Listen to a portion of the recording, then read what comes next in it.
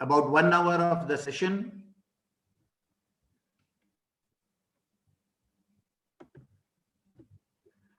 As we have seen before, there is a diversification of our investments, our time and again told by all of our friends. We have already finished the financial markets, the financial instruments, the banks, deposits, the bonds, mutual funds, equity share market, etc. We have been left with 2 more topics or 3 more topics after today: gold, bullion, and silver. Today we are covering insurance and real estate. So welcome to the 7th episode of Friday Financial Fitness web session, 4th June 2021, F3 course of PATS IAP Telangana State Branch. A very warm good afternoon to PATS President Dr. Surendranath, Secretary Dr. PAVAN Kumar, Executive Board members of State IAP Branch, Vice President Central Zone, Central EB members, IAP participants, members, guest attendees from all of us here from F3 team and the faculty. As I said, today's program is the 7th in the part. We have already spent sharing and learning almost 12 hours out of the 16 hours course planned in active participation and exchanging of our views since past 1.5 months. Today's 2 hours of F3 program is the penultimate Friday. The next Friday on the 11th will be our last program. Agenda today, as I said just now, Teachers Finance. We will learn fast from student S. Dia. She is a 4th class middle primary school on a question and answer session for a few minutes. Insurance Made Easy by Dr. THIRUMALAI Kolundu, 30 minutes. Real Estate, Dr. SATISH, his curtain raiser, I would say, for 5 minutes. Home for All and How to Buy Farmland, 1 hour, and question and answers on today's topic only at the end in the chat box. If you put him, we will attend to that.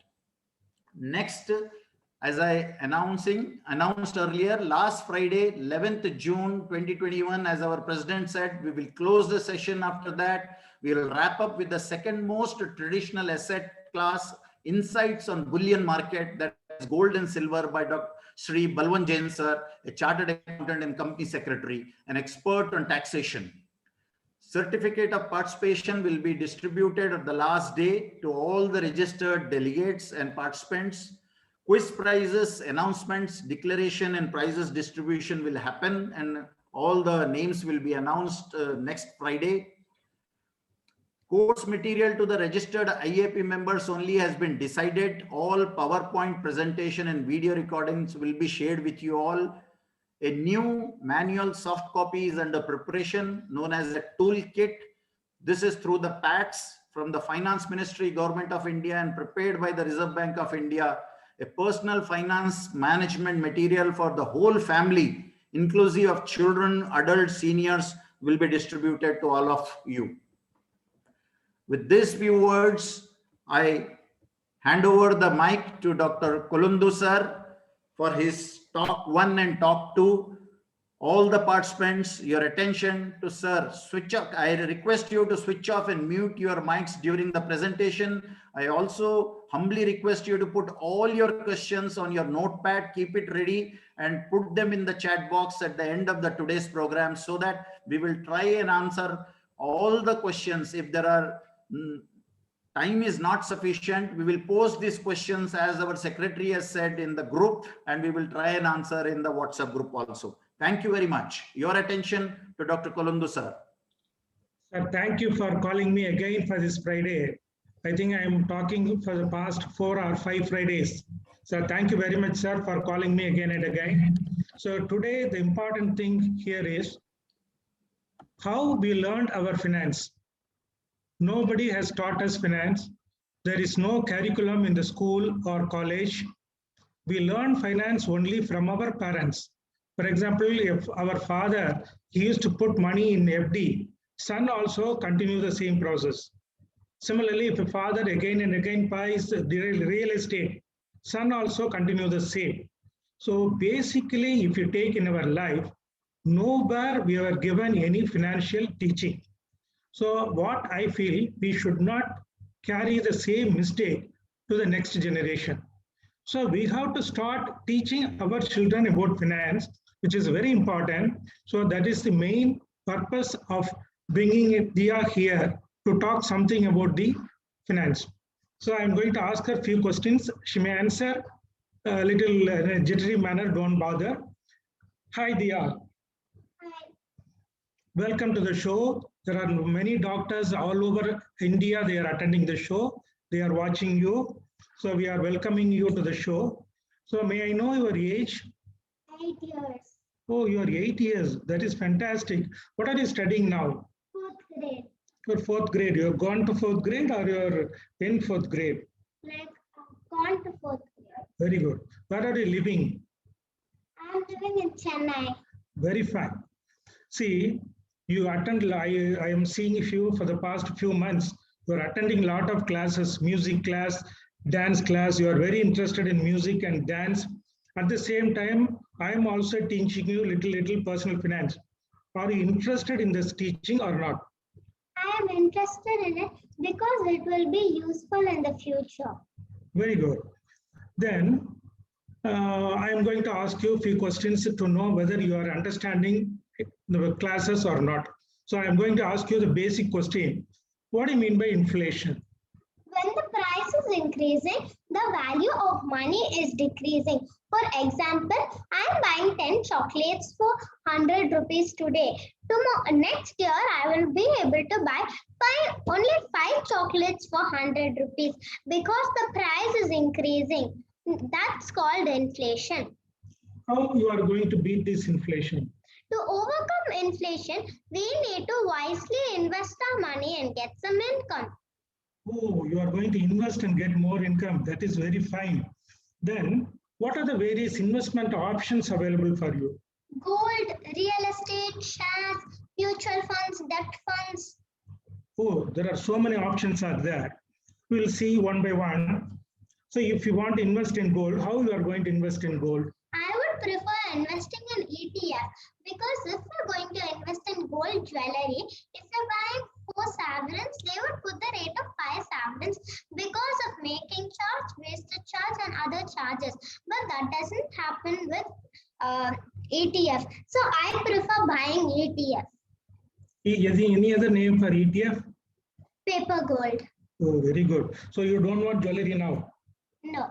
If birthday is coming, I want to present you in a necklace. Okay. Okay, that's fine. Okay with that. Right, now we are going to see real estate. Dr. Ajay sir is going to talk a lot about real estate. So you just give an introduction. What are the real estate options available?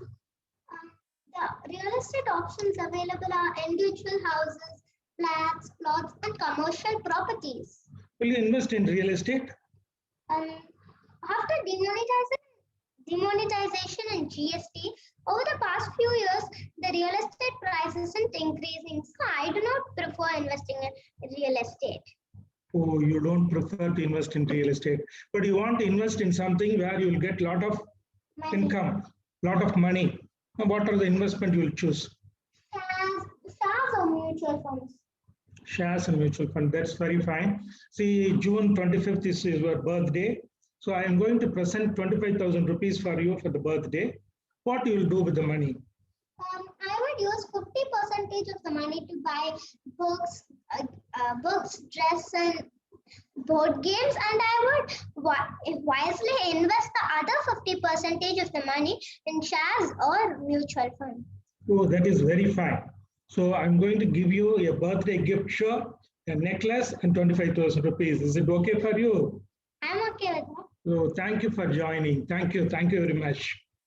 Thank you.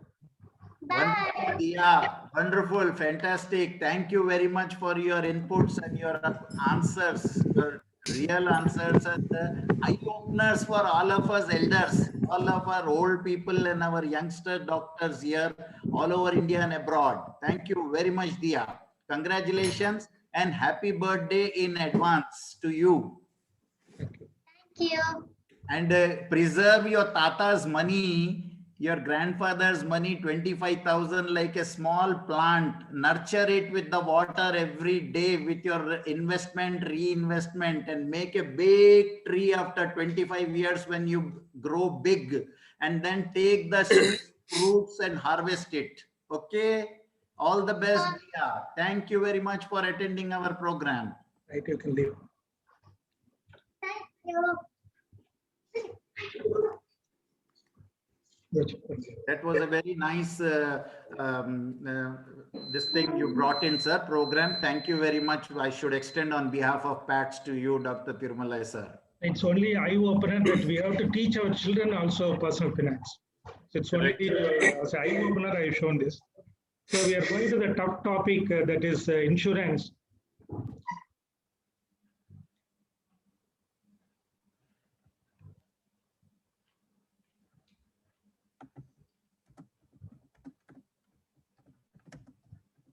Is it visible, sir?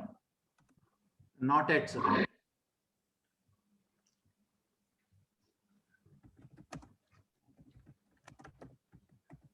You have to start sharing, sir. Yes, sir.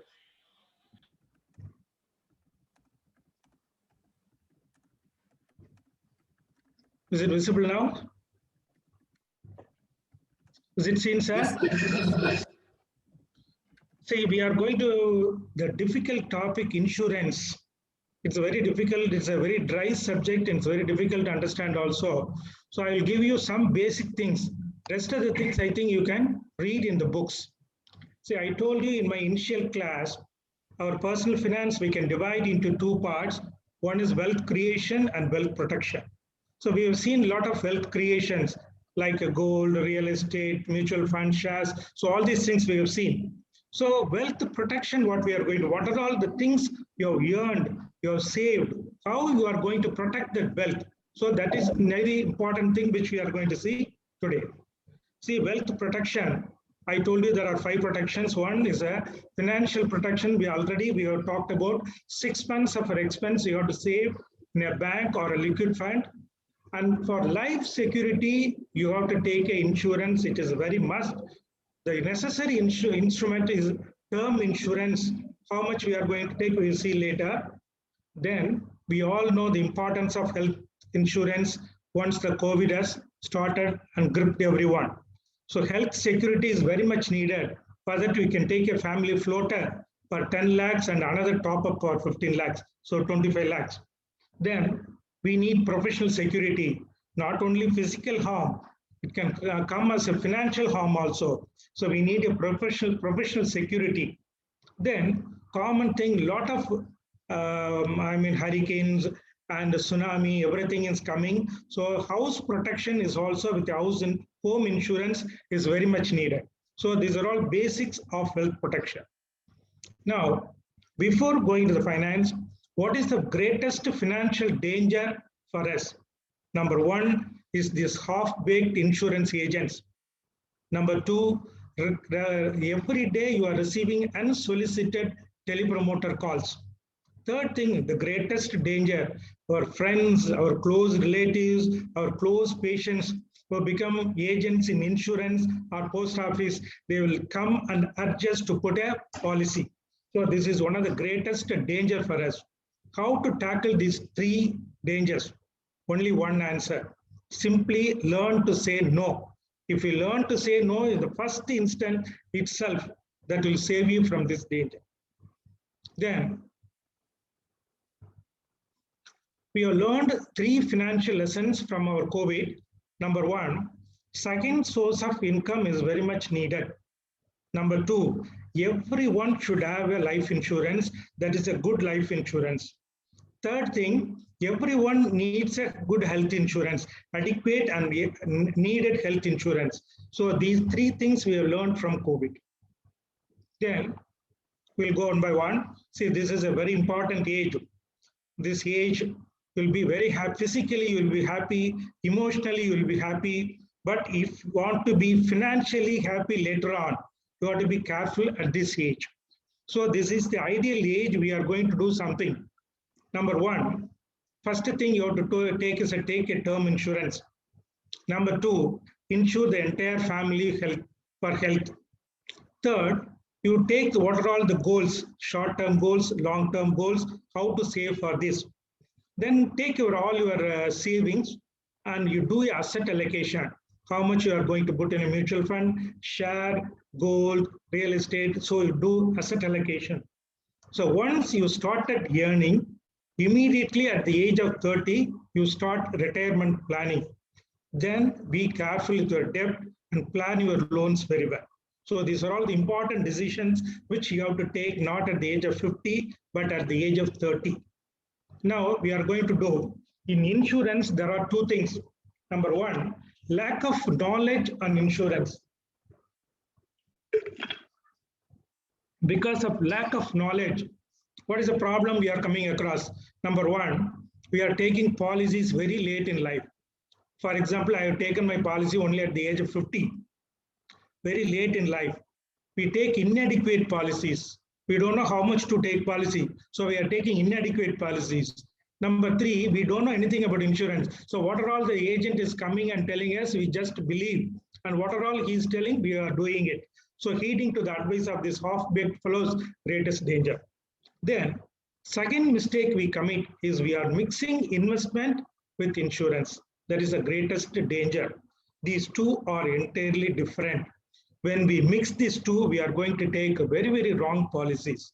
So you always have some knowledge in insurance, never mix investment with insurance.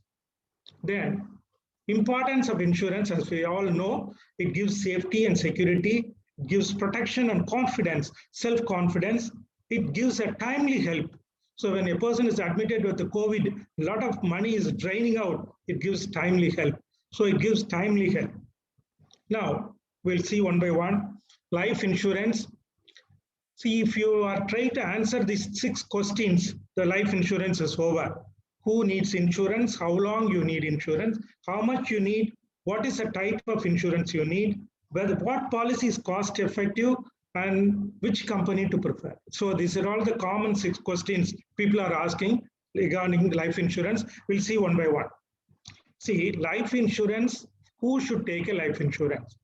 All married persons should take a life insurance. Number 2, if you are an unmarried person, but you are having dependent parents, you have to take insurance. Then don't mix the investment and social security. Since we don't understand this small thing, many of us are taking life insurance on housewife. Housewife, is she earning? Not earning.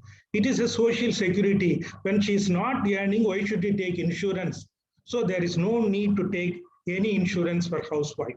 So for whom it is to be taken. Then how long you need insurance?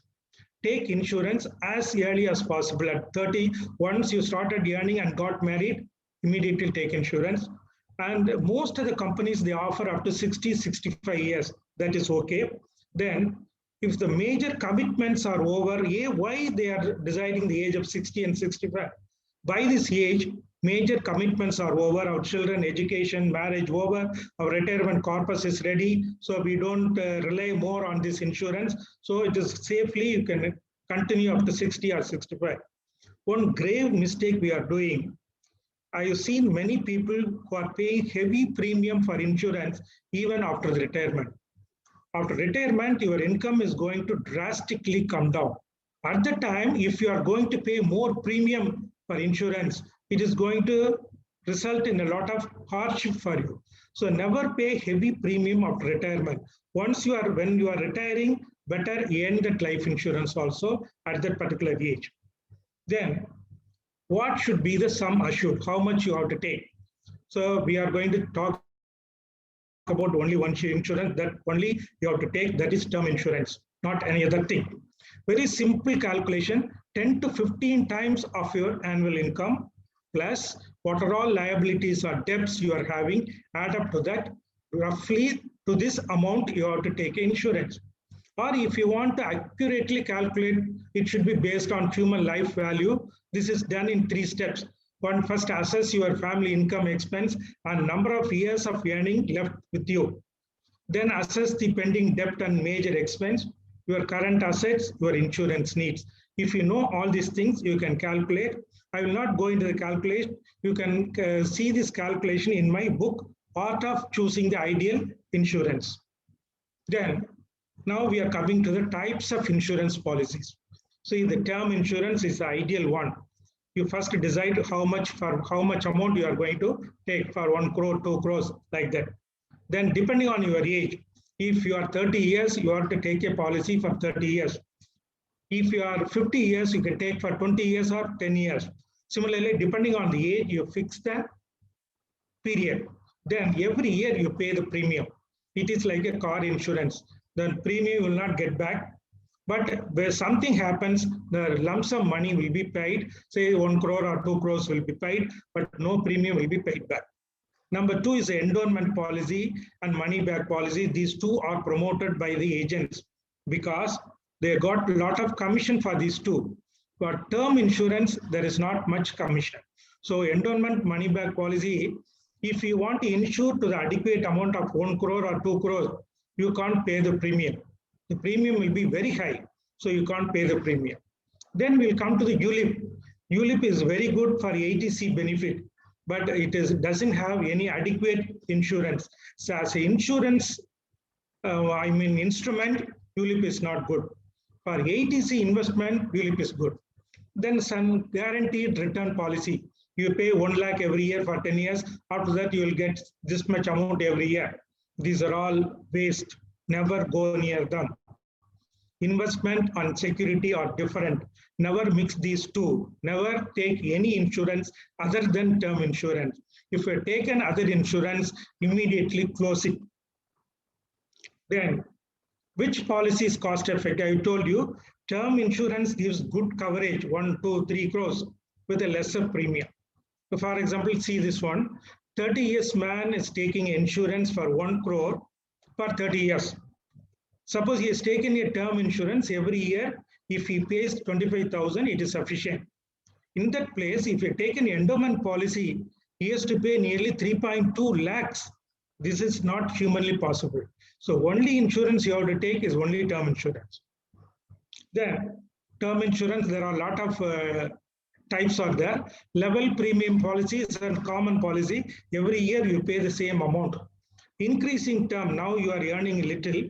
Later on, when you will be earning more, at the time you want to increase the coverage, so you can increase the term, the amount insured later on. Similarly, when you are well versed, you earned a lot, you need not pay heavy premium. I want to reduce that amount after some years. You can go for decreased term insurance. Then convertible policy, it's not a good policy. When you're nearing the term, convert the term insurance into whole life policy. This is not good. Don't go for normal term insurance policy. Then, what are the various offers given by a term policy? Pure vanilla policy, lump sum to the nominee in case of death. Income plan, instead of lump sum, every month they will get the income. Combined plan, little money is given as lump sum and more money is given as a monthly income. Then premium return policy, if you pay more of premium, that premium will be returned at the end of the period. These are all not good. This is heavy premium, never go near. Premium waiver policies also, there is one more policy where if you are very sick, you can't pay the premium. You will stop the paying premium for a certain period of time, but your policy will be in existence. Then there are add-on benefits like accident benefit. These things you can combine with the health insurance, not here. So next we are coming to which company policy to choose. Insurance giant is there, LIC, but I don't like this LIC because these people are learning a lot, but they are giving everything to the government. They are not giving anything to the shareholders, policy holders. So I don't like this LIC. There are a lot of private players like HDFC Life, Kotak Life, Tata AAG. Oh, you need not bother about the private players.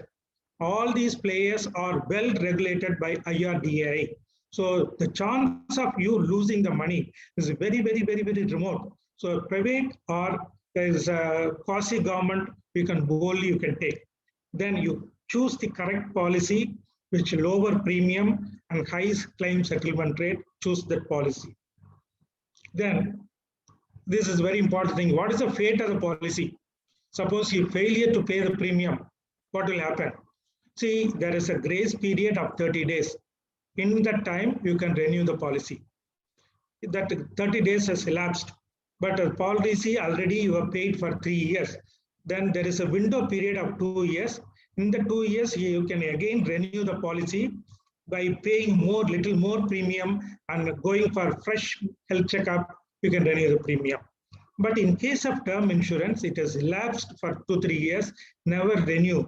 You go for a newer one. Then fate of policy, you want to close it. I told you term insurance is only good, all others are bad. You got 20-30 endowment policy, what to do? You can do 2 things.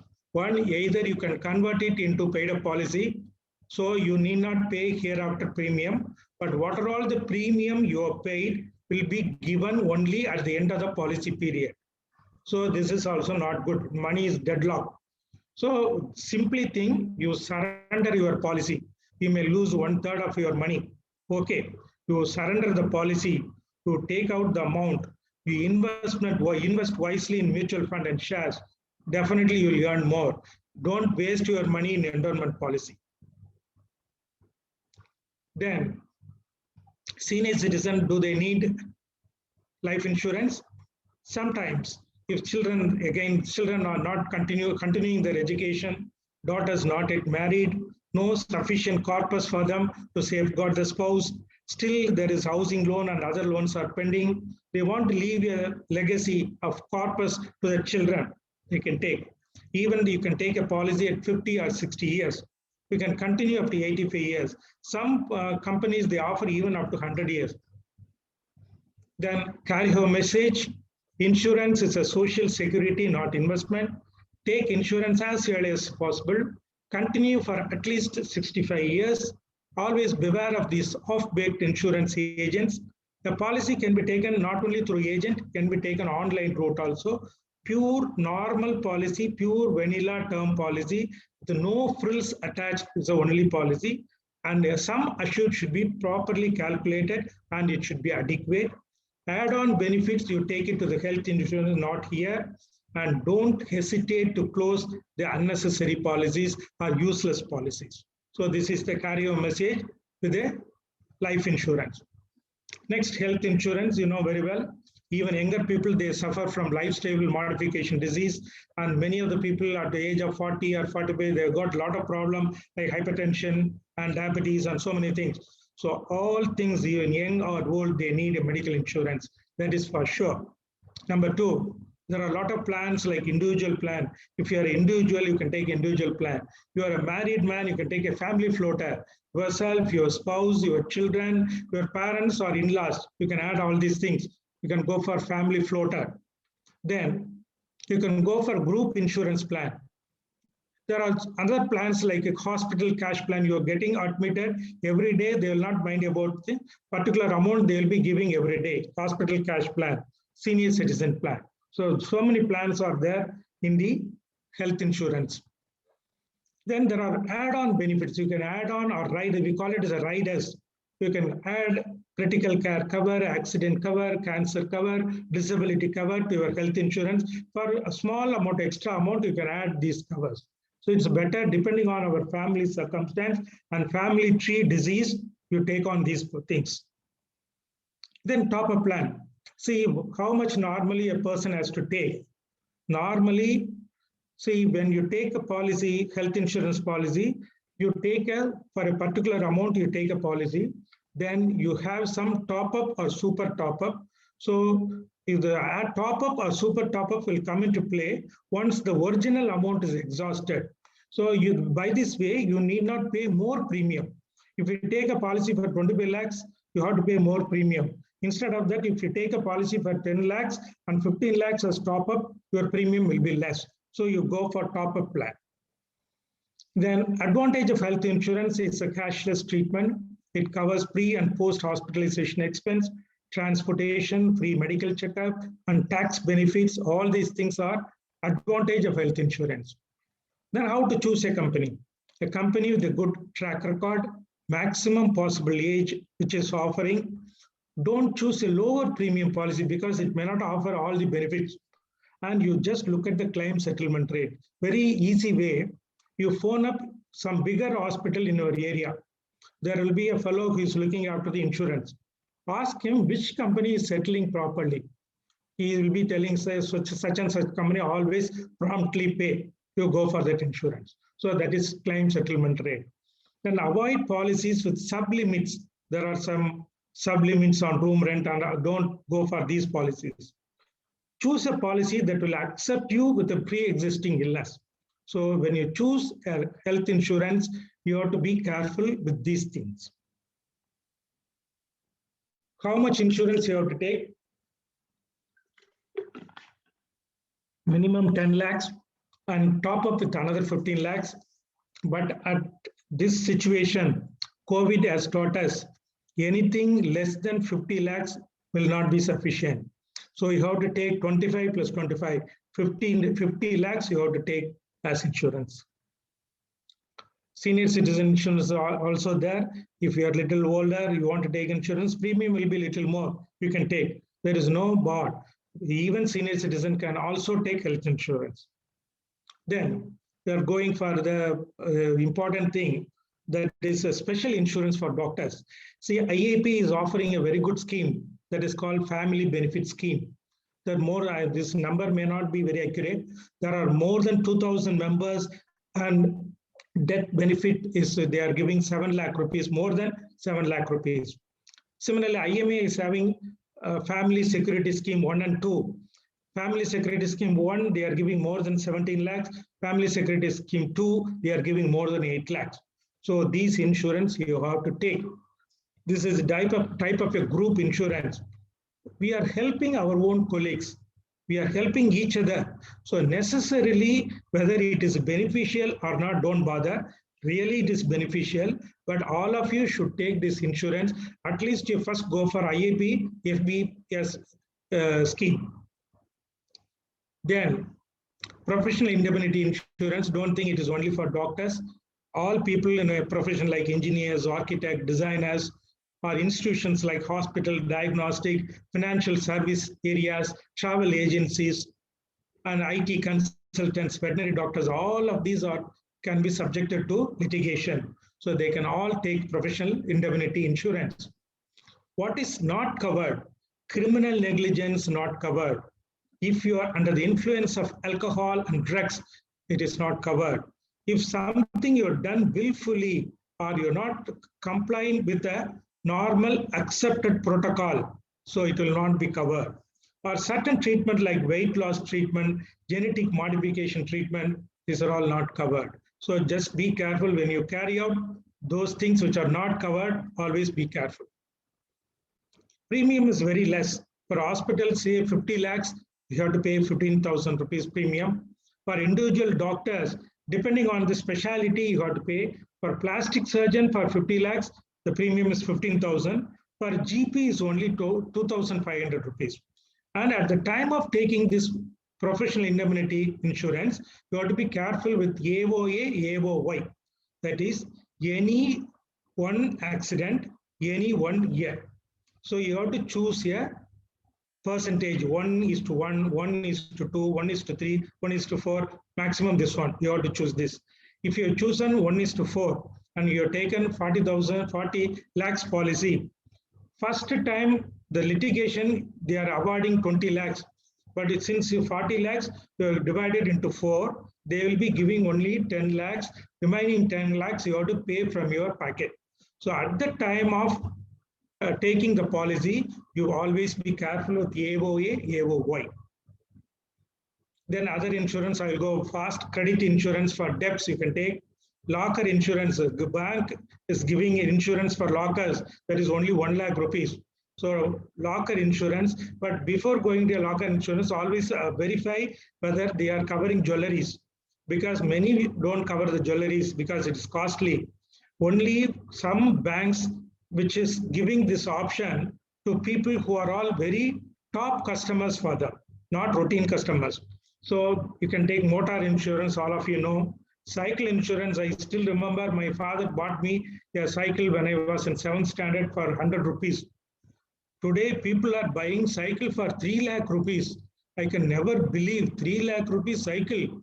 So necessarily you have to insure your cycle. online, you are doing online transactions, online fraud, there is insurance. International travel, when you just check out of your home for a foreign country, always take a international insurance. Home insurance, any building structural damage, content damage, this will all be covered for a very small amount. Always take a home insurance. Thank you. Sorry, Ajay sir, if I exceeded my time. Thank you very much, Dr. Thirumalai Kolundu sir. Wonderful coverage, bird's eye view of insurance available and insurances recommended for the doctors. Thank you very much also for mentioning about our IAP's family benefit scheme, indemnity scheme of IMA, and health schemes, various health schemes available for our members, both in Indian Academy of Pediatrics and also in Indian Medical Association. There are a lot of questions for you, sir. If the we have got another 1 hour left, 1.5 hours left till 5, sir, we will take all the questions if you don't mind. Or if you want to answer now, please type S if you want the questions to be answered right now. All the members in the chat box, please type S, just the letter S. Just the letter S, not YES, just S. If you want questions to be answered by sir now, I take the questions now. So a lot of people are typing S, sir. I think we can, anybody, I have only 4 or 5 out of 100 to get the answers right now from the sir. Okay. Thank you very much. Enough. Sir will answer now. Sir, we will, enough. Stop putting your chat S there in the box. Yeah, we will start the first question, sir. If you can read yourself also, you can read, sir. Otherwise, I will start the questions from here. Please throw some light on chit funds, not the topic of the day. Last time, sir, I think Dr. Sanjay SRIRAMPUR in his moderation in his talk, he has mentioned about the chit funds. Registered chit funds are okay, but non-registered is not good. That's what I heard. Shall I tell that, Dr. Sanjay? This is to you if you are there in the audience. Chit funds. Ajay. Yeah. I think that is right. Avoid chit funds. If at all, if you take chit funds, then take the registered one. There are many other better investment opportunities. Satish showed actually the chart actually. So yeah. Avoid chit funds. Okay. There are many better opportunities. Yeah, I have shared Dr. Kolundu's books. Shravanti has asked, and I have put the price and also the postal charges. Please note it. Pavan has asked, please throw some light on investment in cryptocurrency. Like I don't know how to pronounce this. Doggy coin. I think doggy coin, sir. Not the topic question for the topic today, but anyway, cryptocurrency doggy coin can be answered. Our secretary Pavan must have asked this question, sir. Can you throw some light on this, sir?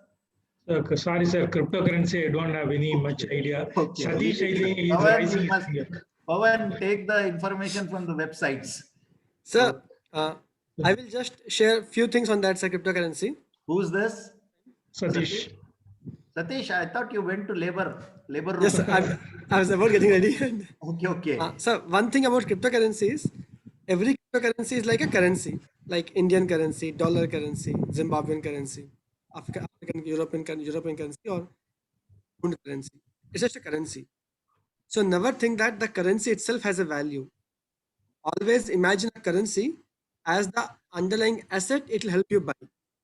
For example, there are BMW cars built only in Germany, and there is huge demand for BMW cars.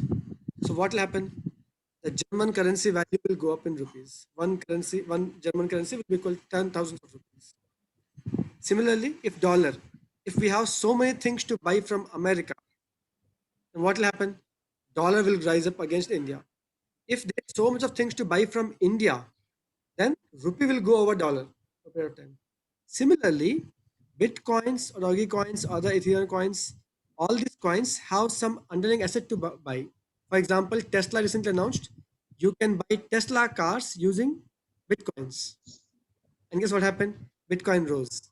So Bitcoin per se doesn't have any value unless there's an underlying valuable asset which you can buy. So I can buy any cryptocurrency. make sure you find out what underlying assets can be bought using that currency.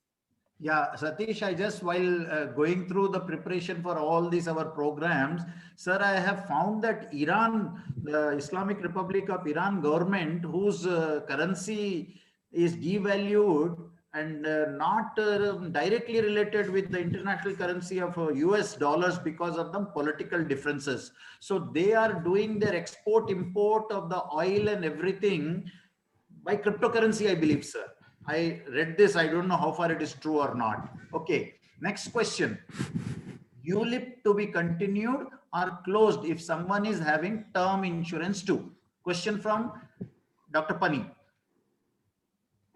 Sir, ULIP is no advantage as an insurance agent, insurance policy.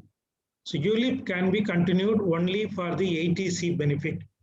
If you don't need ATC benefit and the lock-in period is over, if the ULIP is giving good returns, you can continue. If it is not giving good returns, take it off and put it in another mutual fund. Okay, sir.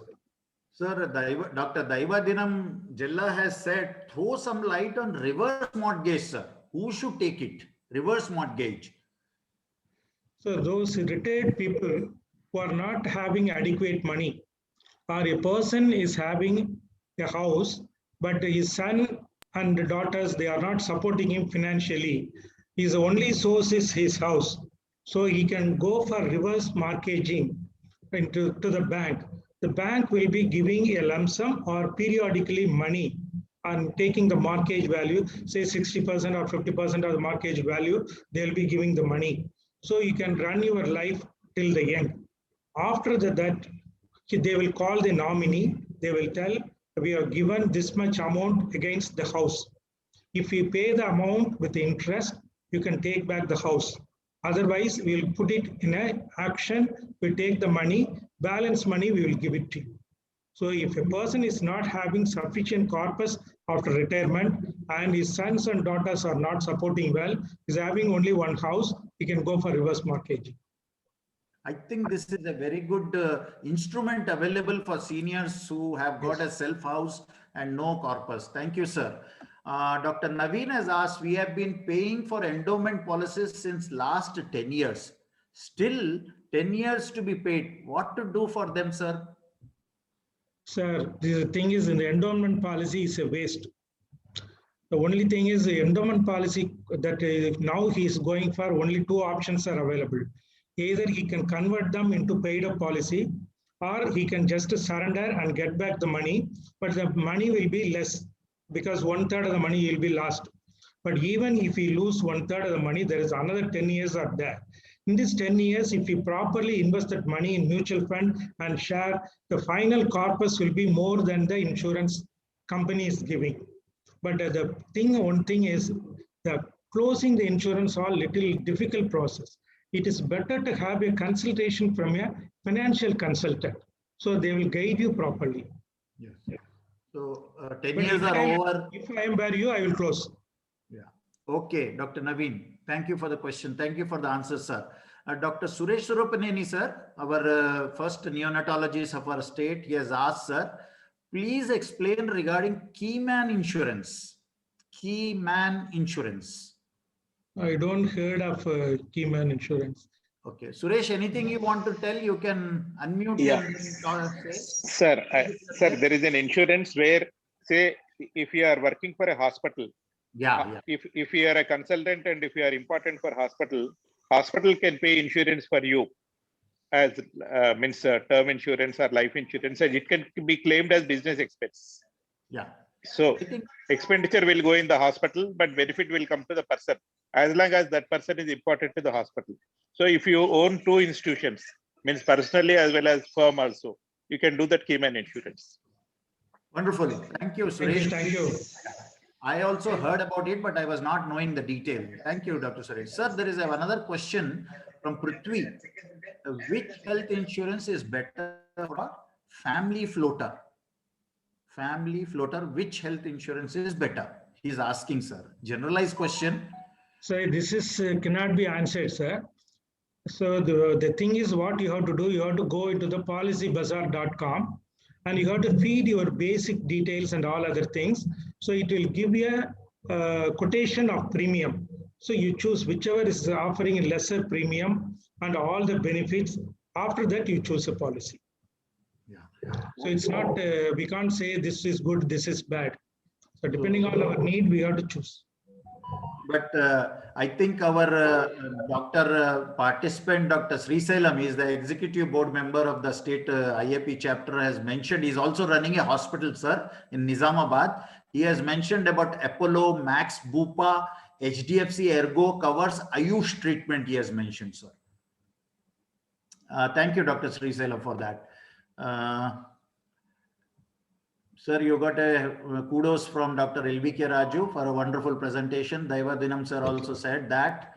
And excellent insight. But can someone comment on IAP cover you policy by ICICI Lombard?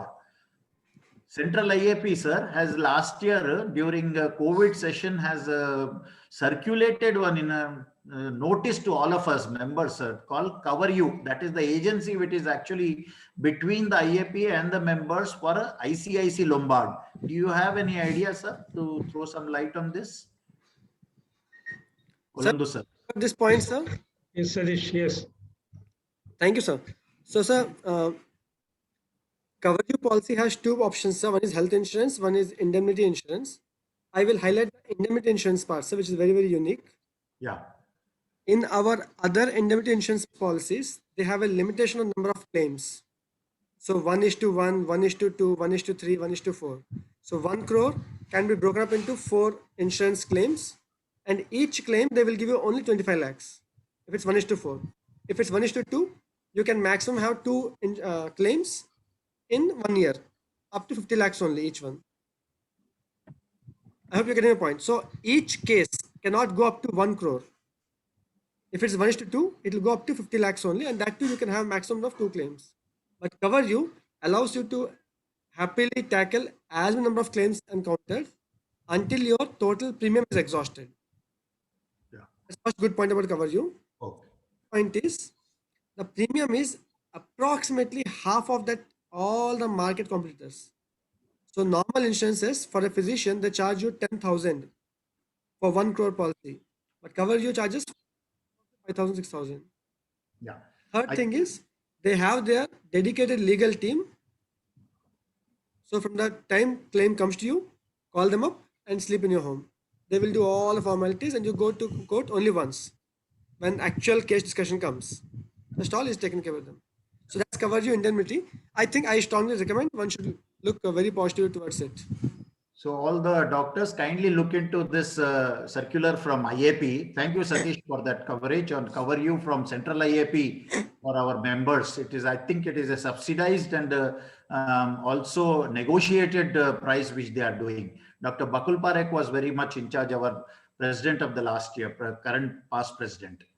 Dr. Shravanti is asking, sir, if the spouse is having health insurance, wife can also take any benefits?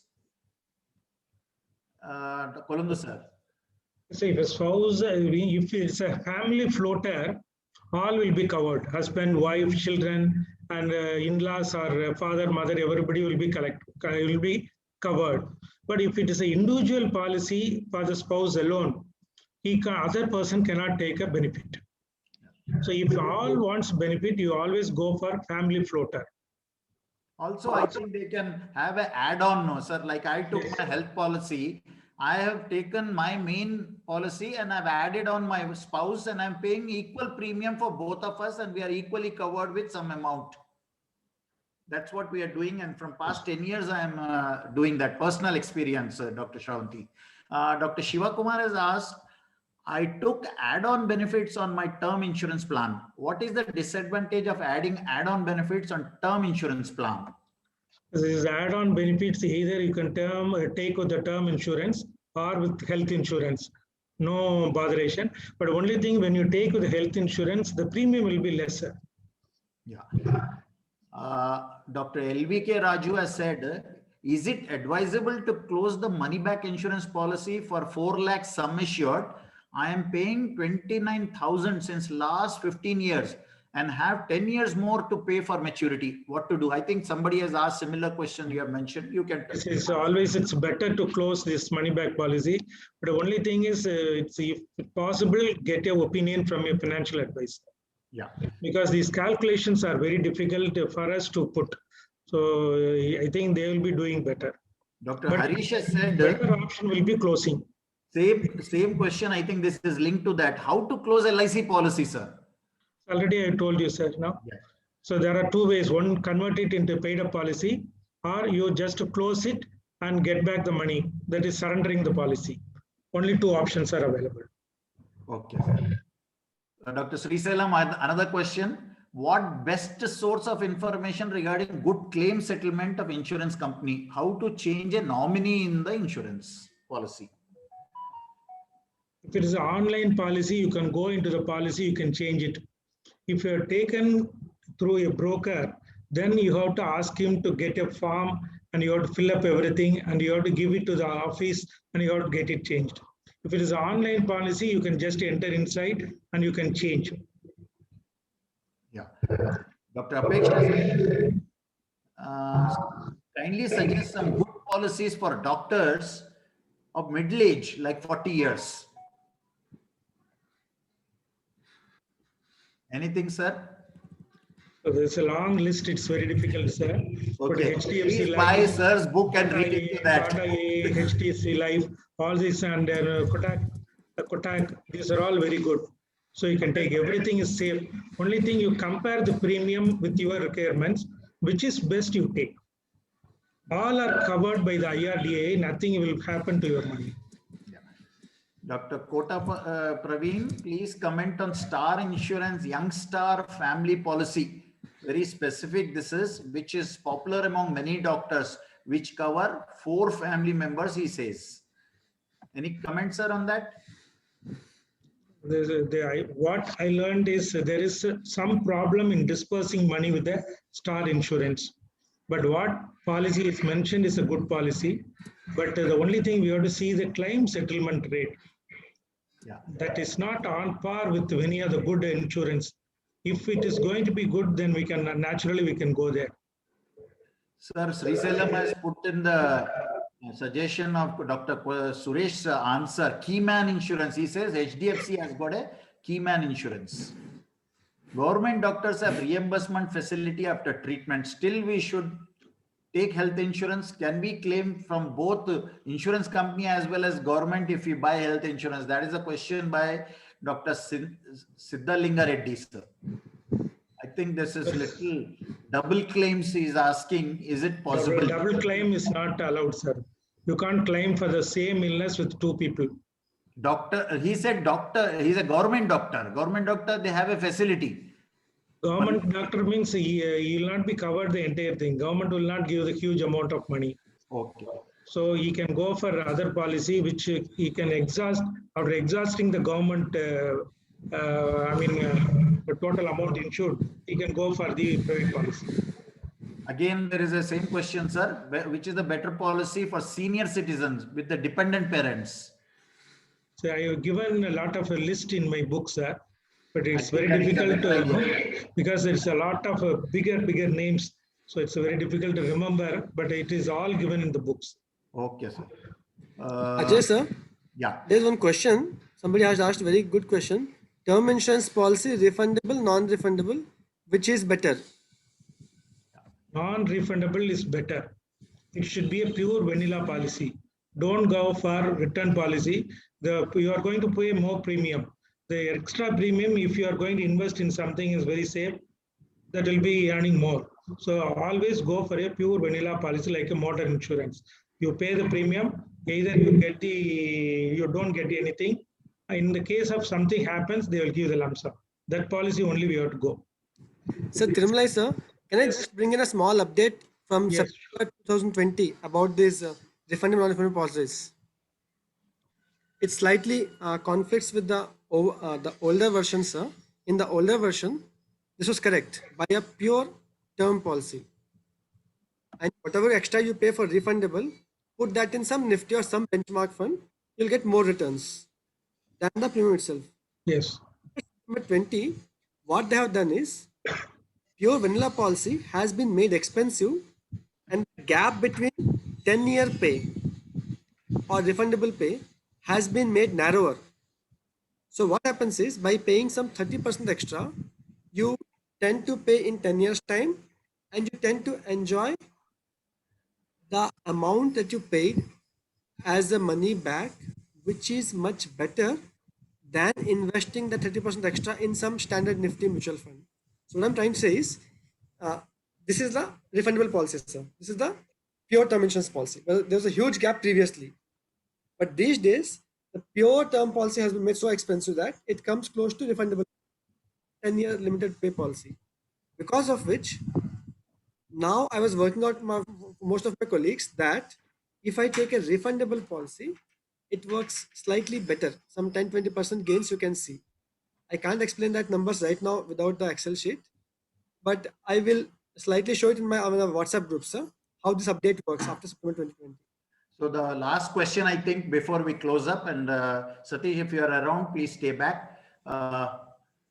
When to go for private or government insurance companies and different insurance types? I think government insurance, PSU insurance companies, or private insurance, when to go for these companies in a different types of insurances? Sir, there is no botheration about whether it's a quasi-government or it is a private. All are strictly regulated by the IRDA. So whatever all the amount you are taking insurance, that amount will be insured by that company with the IRDA. Like, so you are not going to lose money. So you need not, for safety purpose, you need not go near the government thing. So which is beneficial, you can choose. Yeah. Private insurance also safe.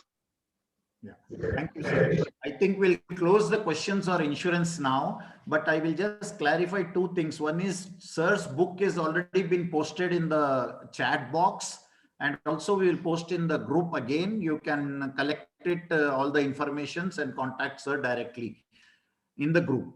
The last one is, comment on paying premium for only 10 years and getting continued benefit for 25 years.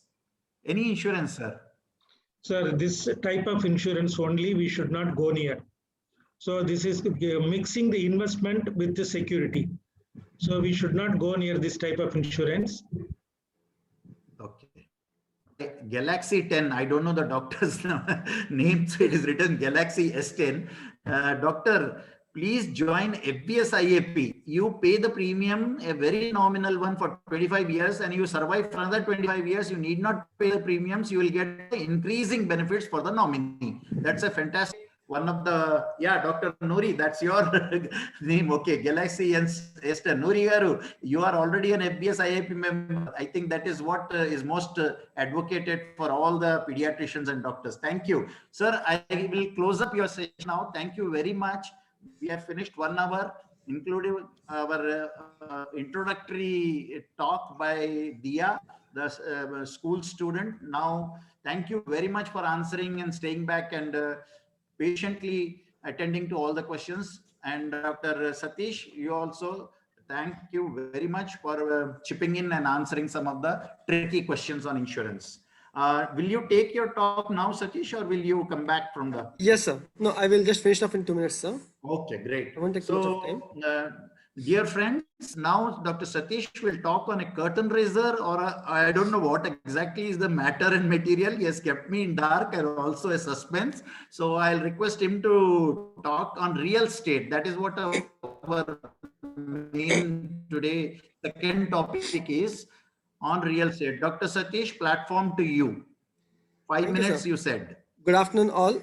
I just wanted to tell 2 points about real estate. People have this belief that land booms faster than shares or mutual funds. I just want to bust that myth buster, you can say. So I will just share my screen for 2 minutes.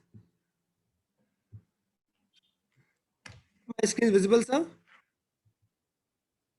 Starting, yeah.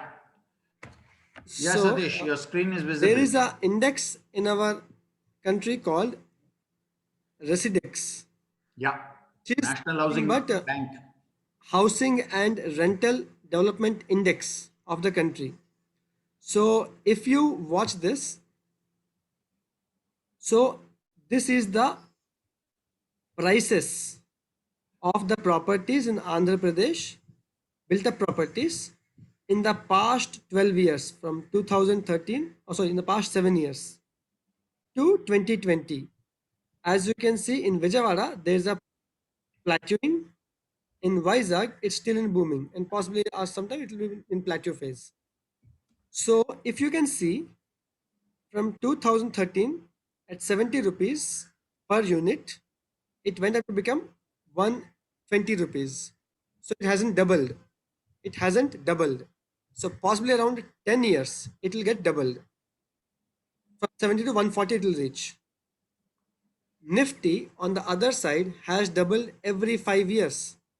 So that works at almost 15% or 14%. And housing and rental property works at 12% or 11.5%. So I believe lands and selling lands is not a good proposition compared to investing in Nifty. The other thing I wanted to show was, people always say that the government, so the next question is, if I eventually want to buy some land, what should be the price at which I should buy it? So is this price 118 per unit a good price to buy or not? So I will show you how to value a land. So this is because most of our audience are from Hyderabad, have taken a Hyderabad land into consideration. This is Jubilee Hills land, recently published in paper.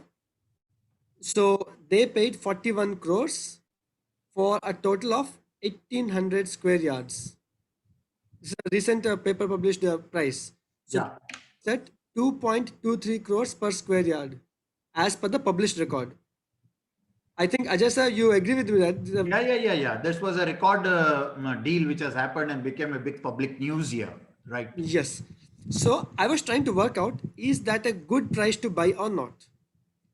So normally what they do when they value a land is, they try to look how much you can get from a land. So for example, I want to buy an FD of 100 rupees. I nearly get 10 rupees. So that's a FD rate, or 8 rupees. That's a FD deal. So to get 8 rupees or 10 rupees, I must invest 100 rupees. Isn't it?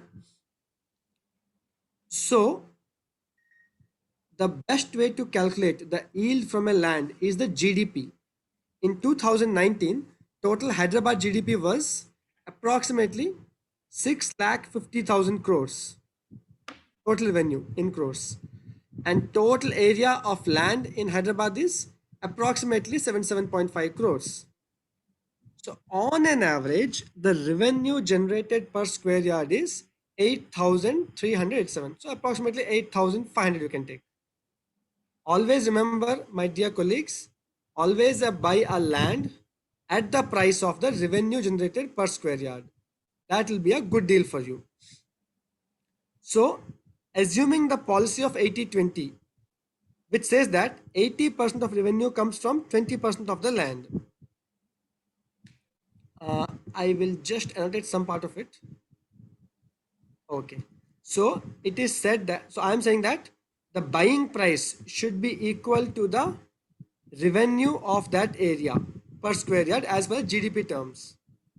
So we believe that 80% of GDP comes from 20% of the land. That 20% is a prime land. Keeping that in perspective, you are going to generate 80% of 6 lakh crores is approximately 5 lakh crores. So 5 lakh crores of GDP from Hyderabad will come from 155 crores of land in the Hyderabad, which works at 32,000 rupees generated per square yard. This is the total revenue. Total revenue generated from the per square yard. And if you check, in most of the prime lands, including Jubilee Hills, around lands in the prime land, A category lands, the government cost is 35,000. So the bottom line here is, if you go with the government pricing, you are going to put 35,000 per square yard as a buying price, and you are going to get 3,500 as the profit, because the actual production and GDP of that land is only 3,500. By buying it at 70,000 or 80,000 or 1 lakh per square yard, the yield from that plot decreases. So you start looking at 2% or 1% of the yield. We are looking at 8% of the yield, which is close to FD rates. So the bottom line of all this calculation is, whenever you go to buy a land, suppose today I want to buy the entire Vizag or entire area of the steel plant in Visakhapatnam. Look at the government tariff. Whatever is the government price fixed there, that will be the effective revenue that you can generate, or 90% people in Vizag can generate as a output from that land. But people tend to boast up saying, the next guy bought it 70,000, that guy bought it 1 lakh, that guy bought 2 lakhs. And that's how the real estate starts boosting and pumping the prices. Don't go with that. Try to find out what is the GDP or the rental income or the productivity of the land you're going to buy. 10 times of that you can buy as the price of the land per unit. That's all from my side. I will discuss this in later in a separate session or possibly in our groups. Thank you so much for giving the opportunity, sir. Over to you. Thank you. Yeah, Dr. Satish, very good calculations. I've also recently, while I'm preparing the talk for real estate and home for all presentation today, I came across this particular calculations. Yeah, thank you very much, Satish. Now, let me start sharing my presentation and questions for me. Please sit back now, relax. This is going to be the most awaited, I believe, session, but I will not be able to give more thoughts to in like what Satish has given it, but information gathered and the fact finding, you can say, I have done it and I'm going to present like that. Let me sincerely and upfront tell you that I'm a working partner in 2 real estate partnership firms, which are named Doctors Incorporation and Medi Associate firms. Both are registered firms in 2007 onwards, not recently or not very long back. And this is made within the private group with the private people. We don't deal with outside any commercial activity. This is just a partnership firm of the friends, and we have got certain assets accumulated over this. So thank you very much. We will start the investment for the sweet home, an aspiration and goal for all of us, all professionals in the beginning of our career, especially the youngsters, and a little bit of the real estate and a little bit of how to buy a agriculture land, which is for making a weekend getaway house or a farmhouse. So what Satish has said, what Dr. Sanjay has said last time, Dr. Srinivas Murki sir has said last time, and all of us have mentioned since past 1.5 months about the financial markets, I endorse, I attest, and I go for it. There is no second thoughts or questions about it. But there is an elder brother of a fictional doctor, Dr. Sanjay has introduced last time, Dr. Dollar Raja. His elder brother is Dr. Mani Kumar.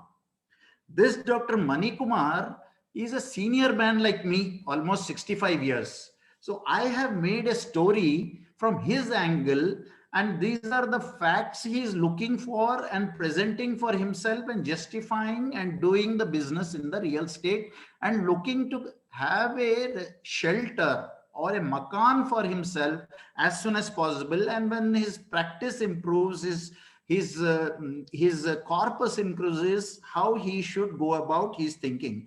So this is actually from the point of view of Dr. Mani Kumar, who is a senior pediatrician with a lot of extra income with him. So as we have dealt 4 assets, especially we are all telling it is for the long-term investment.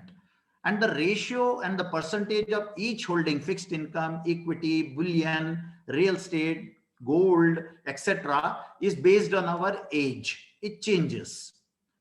So there are 2 important sayings about this particular talk I have picked up. One is a old, about 2,000-3,000-year-old Hebrew proverb It says, he is not a full man who does not own a piece of land. But in 1983 Star Wars movie, episode number 6, J.D. Master says, many of the truths we cling to depend greatly on our point of view.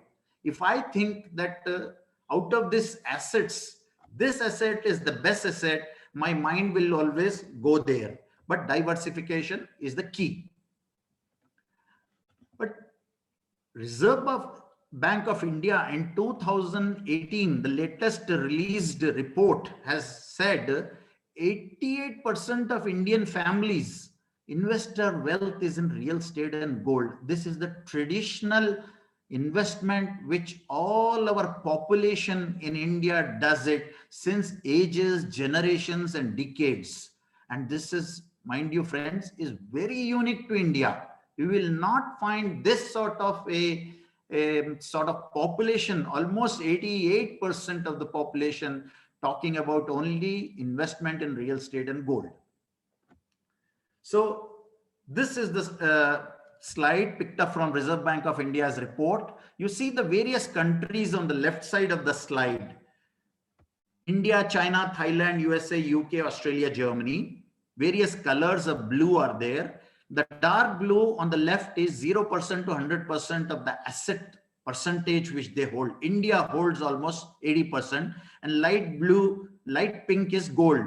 So the major chunk in our country is dealt, as I said, by real estate and gold. You see all other advanced countries or well-developed countries, it is the financial assets, it's the retirement accounts, it's the durable goods or the consumer goods, that is what the assets they have. Let's not go into the liabilities, but the asset-wise, this is the change.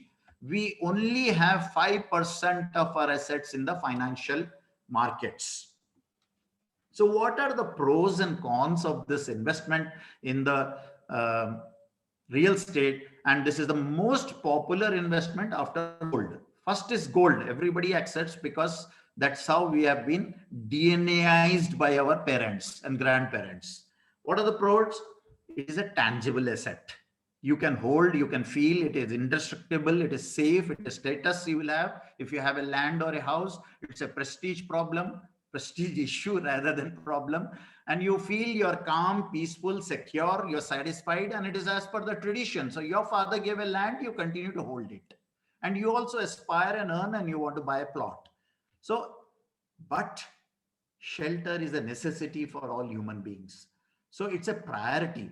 And if you want to own a house for yourself, it is mainly for end users for staying purpose. So that way, this has got a house, a home is a first priority and it has got that advantage. So let's see, if you calculate the GDP, what Satish was telling, 16% of Indian wealth is in the real estate. And we all know more millionaires are made in the real estate business in any other business so far in our living memory. It gives bumper returns when there is a boom period. And the most important is emotional attachment. As I said, it's a prestige, it is a status, it is traditional, it is hierarchy, it is ancestral. It has been earned with a lot of your hard work. You possessed that land. So physical attachment, emotional attachment is there. Mind you, everything is based in real estate on three things: location, location, location. Nothing matters but location. So in the cycle of the real estate business or in the industry, there is a boom, there is a stable, a plateau. There is a boom, but no burst, no falling, no sudden loss of the prices of the lands. That is what is the traditionally said. Let's see what are the bad cons in this. There are a lot of cons. I have just also made two printed printouts in the, today morning after reading many of the current books, especially the Coffee Can Investing by Saurabh Mukherjee. But nevertheless, let us see here. It's a very big ticket investment. You can't do 500 rupees, 1000 rupees, 5000 rupees, as we talked about mutual funds and shares. And you have to check the title. Is it clear? You have a lot of legal due diligence has to be done.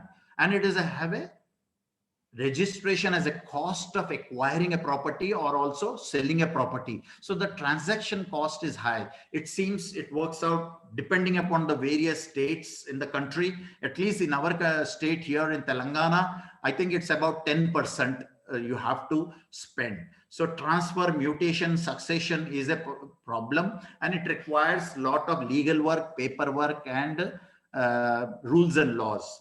Once you acquire a property, you have to maintain it. You just can't buy it and leave it off. Like your shares and your what do you call, your bonds, they are in your DP account in electronic form. Here you need to have a maintenance. You have to pay property taxes on it from the local governments, and it's one of the illiquid asset in the cons part of the real estate investments. Resale is not so easy. Buying is easy. My wife, Dr. Indra, says buying is easy, but selling is very difficult. In the bust period or in the boom period when it is ended in 2013 of the real estate industry and business in our country, people found difficult to sell their properties in 2014. Actually, we used to say, you wait with the garland. If somebody comes to buy, just put a garland and take and settle the deal and sell up the land. That's what people used to talk about in 2014. And once you buy some property or some house or some hospital, some clinic you make, if your children are not interested in it, what value it will have to us? You have to again dispose it off. Income tax laws are very complicated for real estate. There are a lot of regulators. Dual payments is the big bane in our country. Income tax department and government is going after the black money and the cash, but still the cash component is very high, and hence there will be high taxation also. I think Balwant sir will tell us here what are the issues related to the income tax in the real estate business or real estate, long term and short term. We will come to know. Many laws are there: Panchayat law, municipal law, HMDA law, NCR laws, you can say urban land ceiling laws, etc., etc. And now if you have taken in EMI in periods like this, where we are passing through the financial crisis due to the worldwide pandemic, where our income has come down, how do we keep up with the EMI? If in the good days, in the golden days, we have taken an EMI of 50,000, 1 lakh per month, can we able to pay that EMI? If not, so much of servicing of this loan with a heavy interest burden will be there. And you end up buying a wrong location. I am an NRI. I am staying somewhere. Due to some advice locally in Hyderabad, I buy a property and it turns out to be a wrong location, surrounding and everything. Or it has a litigations on it. You don't know. After you start buying and constructing, somebody comes.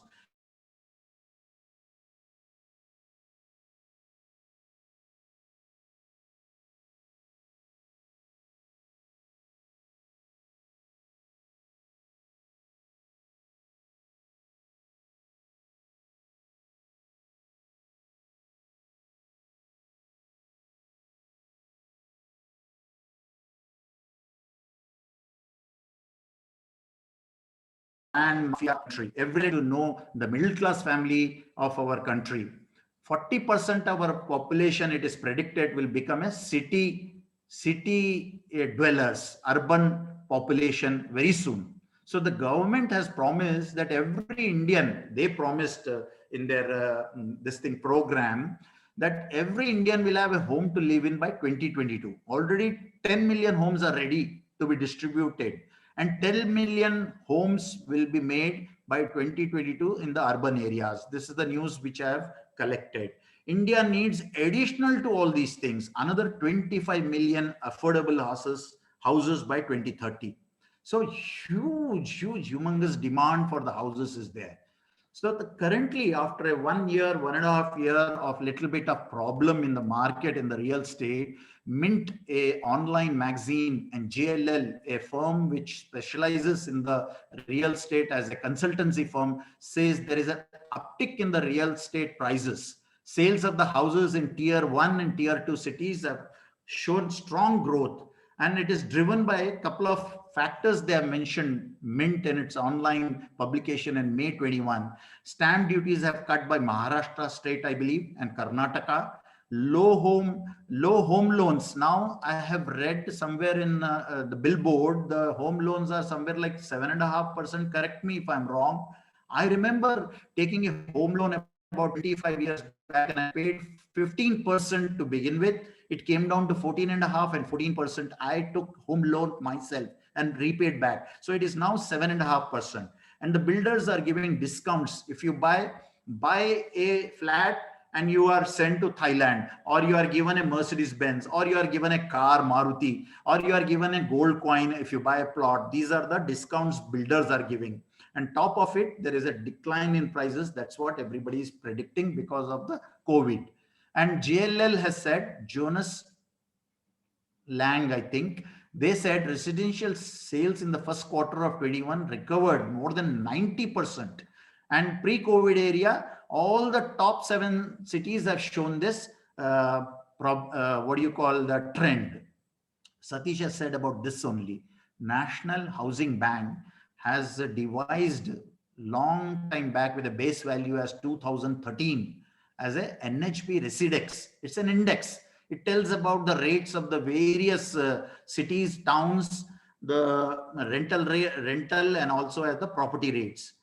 So this index was there, but I have gone through the chart. I've seen some of the values given there for my local city, Hyderabad, and my local area. They don't really match what the market is saying, what the Residex is saying. So there is a mismatch between what they have mentioned. Though it is main goal is to track the movement of housing prices across different cities in India on quarterly basis. So Residex has come in 2007, devised. It is still continuing. It publishes quarterly the prices across the Indian cities, very detailed. You can go to the website, but I don't think so. It really matches with the ground prices and the ground reality. Housing.com, another internet company dealing with the houses, and Indian School of Business of Hyderabad. It has come up with another index called Housing Price Index.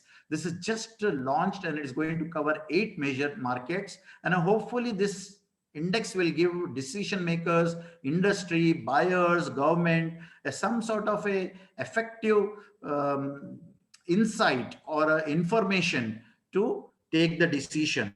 And housing.com is a very big online. It has got a makan.com and a proptiger.com and ISB, a very big institute, world famous institute in Hyderabad. I think the dean has mentioned it's going to help. Let's see. So what are the different types of real estate? We heard Dia telling us there is a residential, there is a plot, there is a flat, there is a independent house, there are villas. He said, I found out while I'm making this particular presentation, there is residential. These are apart. There is a trend of buying a farmhouses, at least in Hyderabad. And commercially, we have got shops, showrooms, office spaces, plots and lands, and alternate investments in the real estate is agriculture land, or what we call is farmlands.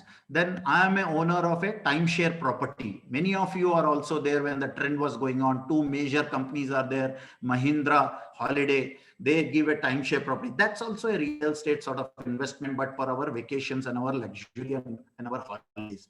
So people are also buying and constructing shares in the holiday homes and in the resorts. There are 2 important things which has come. The government of India and the SEBI have floated. One is called Real Estate Investment Trust, REIT, and Infrastructure Trust, which is known as InvIT. So these are the 2 things. I will talk about it in a short while. Warehouses and godowns are now the in thing. Industrial sheds and the buildings, cinemas, schools, hospitals, clinics, which we can explore, and the properties abroad. Like we do get a lot of advertisements with the proper following the laws and the legalities. We can also acquire that if you are having a lot of money for that. So in Telangana, all these days, real estate was unregulated investment opportunity for investors. But the central government has passed in the parliament the bill called RERA bill, and it has become an act. And this RERA, the Real Estate Regulatory Authority Act, has been adopted by many states, including Telangana. So we have a website, and this particular website of the Telangana, which was passed in 2016, the regulation and development of the real estate, has very transparent, very extensive information available. It protects, the main aim is to protect the consumer, establish an educating mechanism for speedy disputes. It publishes on its website the records of registered real estate projects. A word of caution, if at all you want to buy something from currently any home flat, please buy from a RERA registered promoter. And it has got in the end an appellate tribunal to hear the appeals for the decisions and direction or orders for the real estate people. Now, while I was making this is wonderful survey, which I have seen conducted by Magic Bricks. Magic Bricks is a online and also a search portal promoted by Economic Times of the Times of India group. So it has got just released a survey which says 2 times there is a growth after the lockdown has happened, and we all started thinking for a bigger home and also a little away from the city, because now work from home policy is into the picture by many of the companies. And it's a leading reason why people want a permanent home of their own. The aspiration to own a home is there. More people are investing in a home, and they are investing in their hometown rather than in the metros wherever they are working, because now you can work from a home and there is a connection everywhere. And most search cities where home buyers are looking for on this Magic Bricks website is Pune, Bangalore, and Mumbai. And Mumbai, Bangalore, Pune, the Tri-Cities have the top 3 cities of our country where property investments are taking place. And these cities have active markets accounting for almost 70% of the share of the total housing sales which had occurred last year in 2020. That is almost 1.4 lakh home units have been sold. And if you recorded in the top 7 cities, 60% of all the new launches are also occurred in these particular cities. Bombay, which is known as MMR, Mumbai Metro Region, prices have bottomed out. That's what the survey is telling. And the unsold inventory of the previous year, that is 2019, has declined in past 6 years, not just previous year. In the past 6 years, has declined by 6% if you see year on year comparison. What is the most sought after areas in these particular cities? In Bangalore, it is Whitefield, where people are searching and want to buy house in that locality. It is the top locality. In Noida, it is Noida Extension. In Navi Bombay, it is a Kharghar, which people are opting and looking for. In Pune, it is Baner, and it is Mumbai, it is Mira Road. Well, I'm not aware of these localities. I'm from Hyderabad. But anyway, these are the top 5 localities where people are looking for. In MMR region, the most commonest ticket is 1 BHK. That is 1 bedroom people are looking for. 40% of the people are looking for either renting or buying, and they are seeking 1 BHK accommodation. Whereas in our brothers in Gurgaon, they want 3 BHK plus. That means 4 BHK plus. They want 73% individuals who are seeking a property or looking for home in Gurgaon are of this size. So size does matter. Where you are buying, where are you from? Mumbaites want 1 BHK. Gurgaon people want 3 BHK and above. So India prefers, if you see overall 60% of Indians want apartments in the building in 2020 in the multi-story complex, not the individual houses. But if you go in more little deeper, 35 to 65 years age group of people want to buy a home now, not to just a rent. So there is a 43% increase in growth or seekers who want to buy a house. And if you see the growth which is reported beyond metros are the top 5 emerging cities: Vijayawada, Meerut, Mysuru, Aligarh, and Siliguri. These are the cities where lot of demand for the homes are there. So what does the South Indians want? South Indians are searching for an independent house almost 40% of them, the buyers say, I want an independent house or a plot. That is the trend nowadays rather than buying a flat. And Vastu compliant city. This is one of the, either you can say a bane or a good thing. I don't know. Vastu, that is an old ancient architectural science of our country. Pune, Bangalore, Mumbai people want the most Vastu compliant buyers and homes they are looking for.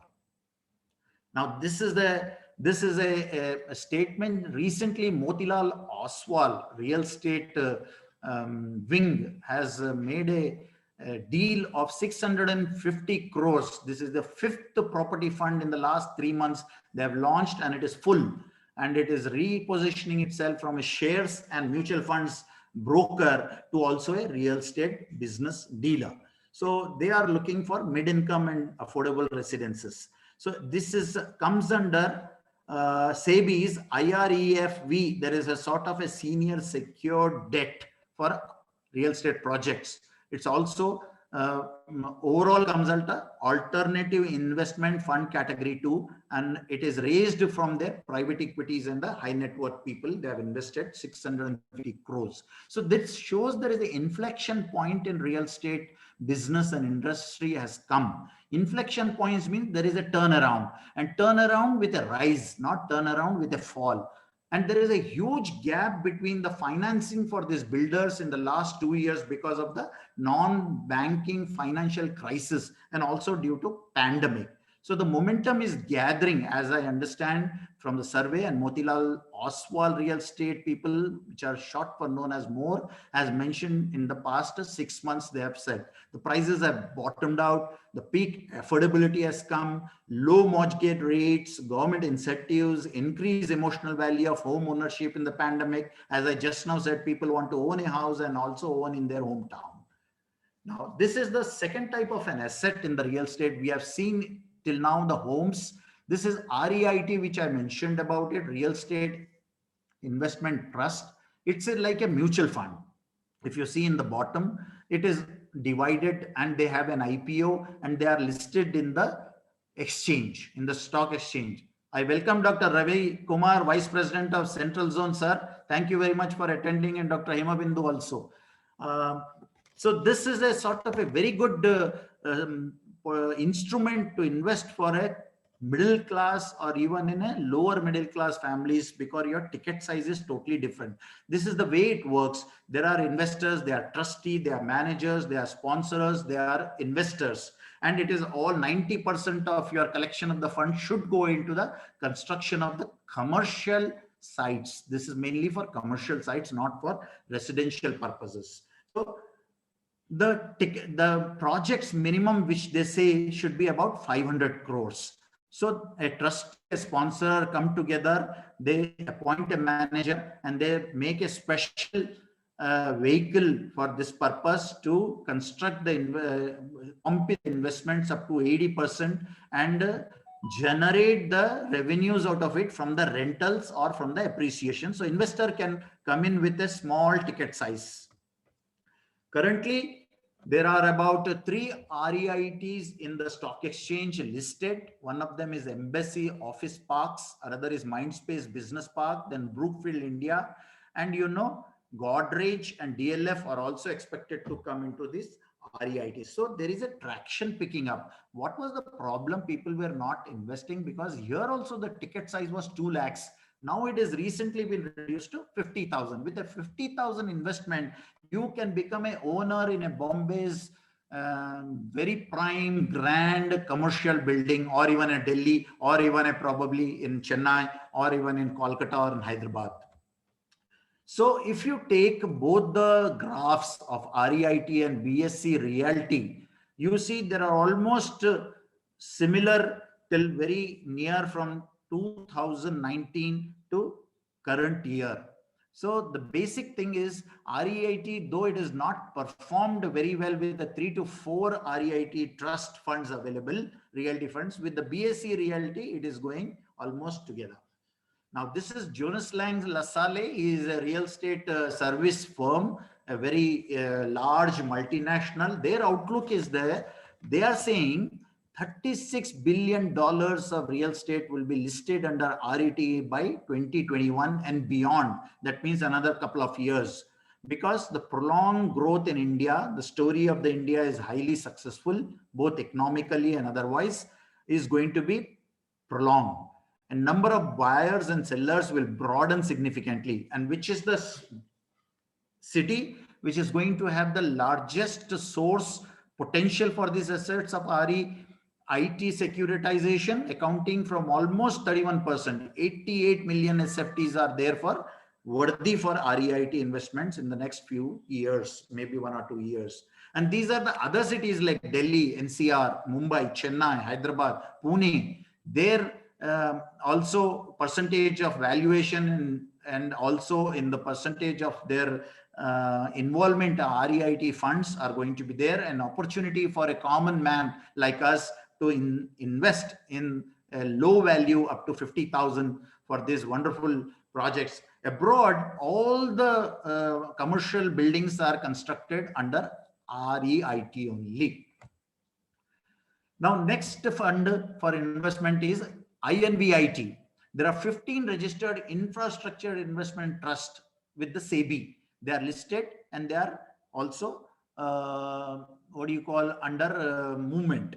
But out of all these infrastructures, there are few of the infrastructure, they have not gone into that much of popularity and profitability as was expected, but more and more people are joining.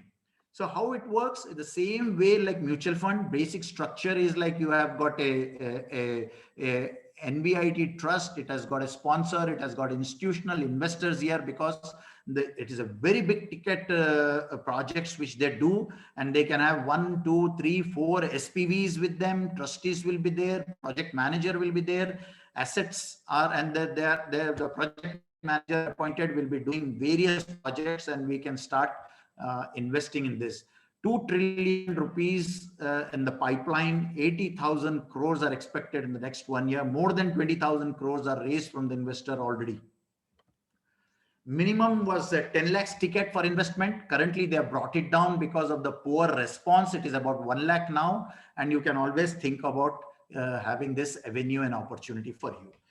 There is going to be a surge of interest in InvIT. There are so many companies have started. Now it is almost 1,800 valuation of $, million of projects have been coming by the various companies, India Grid, India Infrabit, India Omers, India Grid KKR, Renewable InvIT, and gas pipeline, Brookfield. Brookfield is doing well, it seems. So you have to also think, and all youngsters in the future, I think, will be having a opened up area.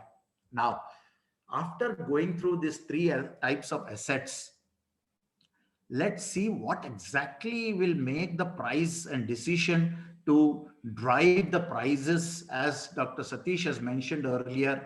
Why Jubilee Hills land has been sold for 2.5 or 2.3 lakhs per square yard, because now there is a sustained interest by the occupiers, not by speculators.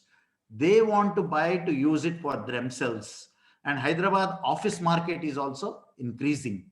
Organized retail stock to touch 10 million square feet by 2019 is mentioned, and the most affordable residential market in the South India is Hyderabad. I will talk about Hyderabad in next few slides because I am born and brought up here. I am aware of little bit of Hyderabad market and its trends, and I gathered information about the Hyderabad only. So this will be same as any other metro in the India. Say, let it be in the Mumbai, Delhi, Chennai, Kolkata, Bangalore, anywhere, but the factors remain same. What drives the price of the real estate? And in Hyderabad, they say the social infrastructure is good. It is fastly developing. It is a cosmopolitan. The very different type of real estate avenues which are opening are logistic and warehouse demand. It has witnessed 93% year on year if you compare with the 2016 as a baseline, because government policies is propelling this robust infrastructure development, and the policies are, and Hyderabad Metro, which has come recently and opened, and that is making the difference in the driving the prices. The current news is Jayesh Ranjan, he is the Principal Secretary of Information Technology for Government of Telangana.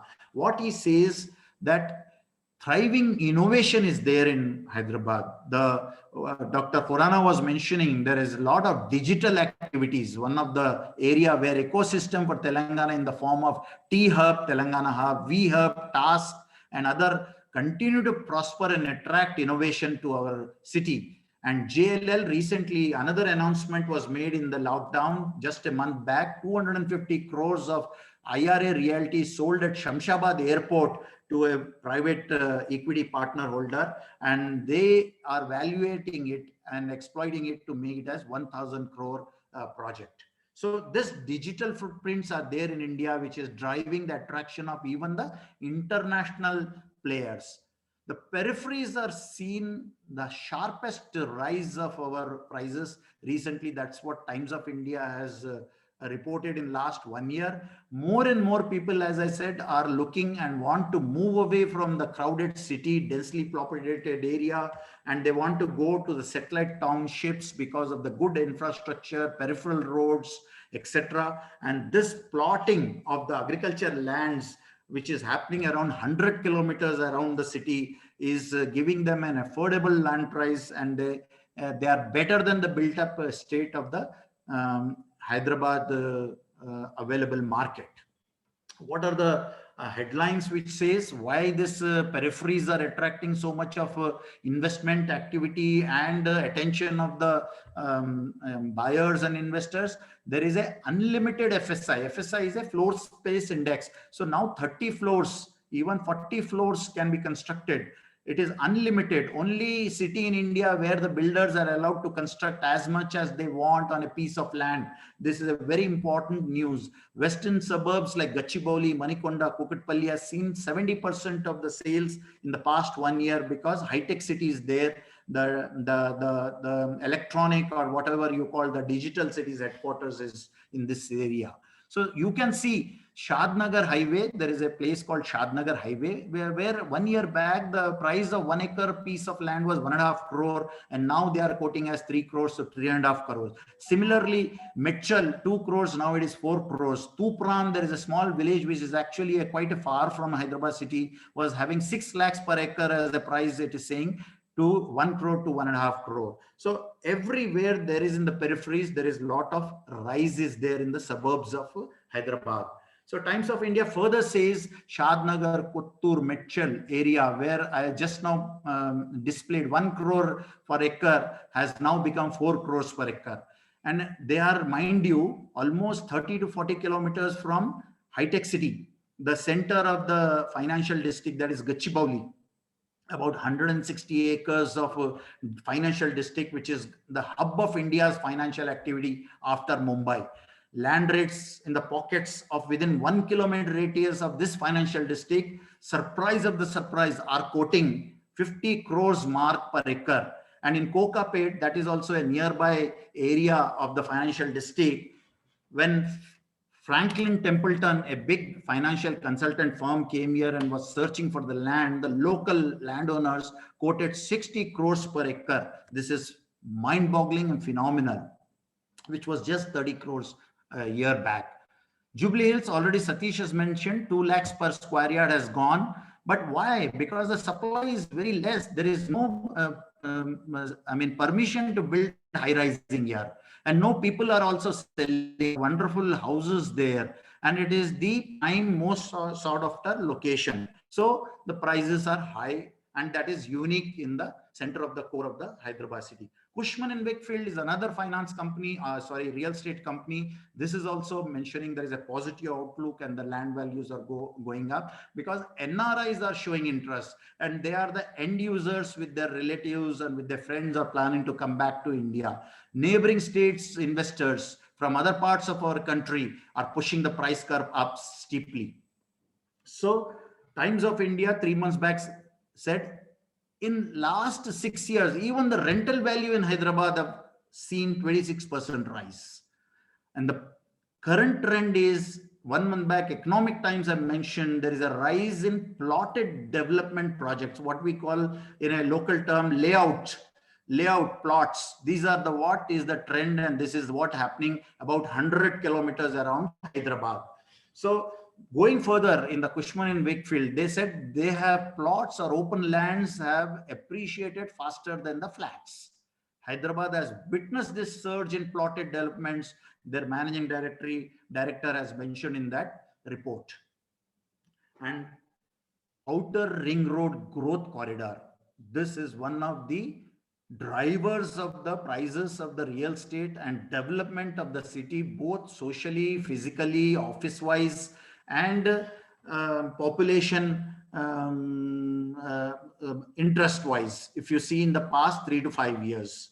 So Outer Ring Road was a growth corridor. So cumulatively, just to say one small quarter results, 3,000 units have been sold in 2019 in Shankarpalli, Bhanur, Mokila regions. This is a western quadrant of Hyderabad. Those who are from Hyderabad, Telangana, they will know where is Shankarpalli, where is Bhanur. It's a ideal Indian Defence Limited factory. The ordnance factory is situated. And Mokila is a unique village in Gandipet, or our, water resource lake called Usman Sagar.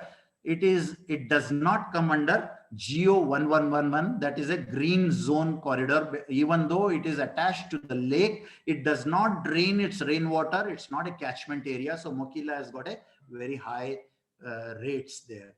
So the fourth option for us to buy is plots.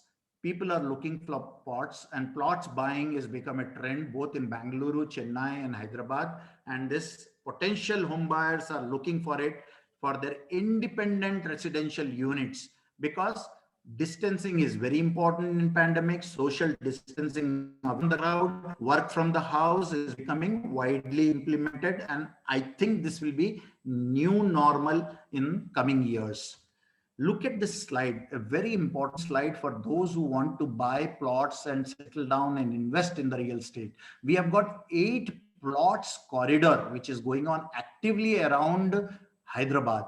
There is an aerospace corridor you see in the map. There is a central business district financial corridor in Gachibowli, as I said, 160 acres of land where all the financial giants are there with their offices. Genome Valley, where our Bharat Biotech factory is situated, manufacturing vaccines. And in the Nagpur highway, it is known as Hyderabad-Nagpur Information Technology Corridor. At the new airport, it is not an airport corridor. Patancheru Industrial Corridor is age-old. During my father and grandfather time, it started. Pharma Corridor is there. Warangal Highway Corridor. These are the 8 corridors. If you see the dots and if you see the circles in the map here, the crowding is more on the west side or towards the Patancheru Industrial Corridor or towards the financial corridor. So these are various areas in our city where the plots are being made, where the demand is going on, where the prices I have displayed, which is mentioned recently, picked up from the report of the JLL. And highlight is, I have noticed Sangareddy, that's a new headquarters of the new district, earlier from the Medak district, about 50 kilometers from Hyderabad, is emerging as a hotspot, predominantly driven by the low prices there and very near access to Hyderabad commercial areas. And it is lying on the Bombay highway from Hyderabad. And prices are okay, though the distance is about 45 kilometers. So northwest of Hyderabad is the plot corridor on the National Highway number 65, where you see a lot of activity. And that is the end you see Sadashipet. That's where some of our ancestral properties are also there. And this is what I have seen, that activity of buying and selling, or at least the buying is going on. Now, what are the hot realty estates in next 1 or 2 years which are trending? Office spaces, industrial and logistics, residential, retail, and hospitality. This is what the mainstream real estate sectors are expected to fare in the coming year in the report of the JLL. And the newspaper Hans has said, in the flat arena, in the opportunity of flats buying, rise in prices in the new flats especially. And new flats are rising in the twin cities, both of Secunderabad and Hyderabad. We are twin cities, you know. And because the cost of building is rising, because there is a rise in the diesel and inputs and the materials. So 20% rise in the residential flats I've already noticed. There was a spike in diesel rates in the past few months. So what these builders are telling that 78 building materials are used to make a flat or make any project, including steel, cement, bricks, sand, etc. And they mentioned that 20% of the rise has happened because of the input cost. This is an IT company. Office space I'm dealing about with now. And Ascenda is a very big IT company, which in the SEZ zone of Hyderabad has made a 506 crores of deal with the Phoenix real estate company, and they have hired a building called Vans, and Vans has given it to Amazon for its office. This Phoenix Group, which has got a huge presence in our city, Hyderabad, is listed on Singapore Exchange Securities for the first Indian property trust there. And portfolio comprises of many of the parks, both in Mumbai, Delhi, Chennai, and Hyderabad, etc. Qualcomm, you all know, is a huge multinational company, information technology company, Qualcomm. I think this is a which makes chips for the computer. It's a San Diego based company. I've seen when I went to America. It has recently hired 1.6 million SFT of office space in Hyderabad, and the deal was at 70 rupees per SFT rental deed for first 5 years, and it's going to escalate 15%. And this is one of the largest commercial office lease transactions so far in Hyderabad. Office sectors has recovered. Hyderabad is a leading market with the highest net absorption. Other day we heard Mr. Sivaram Krishnan, chartered accountant, talking about Hyderabad is the only city which is leading along with Bangalore in the office sector. And more than 50% of the net absorption is in between these two cities. Why this office sector is taking so much of traction in Hyderabad? Because of the e-commerce, because of the healthcare, because of the FMGs which are coming here. Walmart has come. You have seen Flipkart has come here in Hyderabad and occupying the office spaces. So demand is expected to grow 160%. That is 35 million square feet is needed for this warehousing purposes. That is what JLL is telling.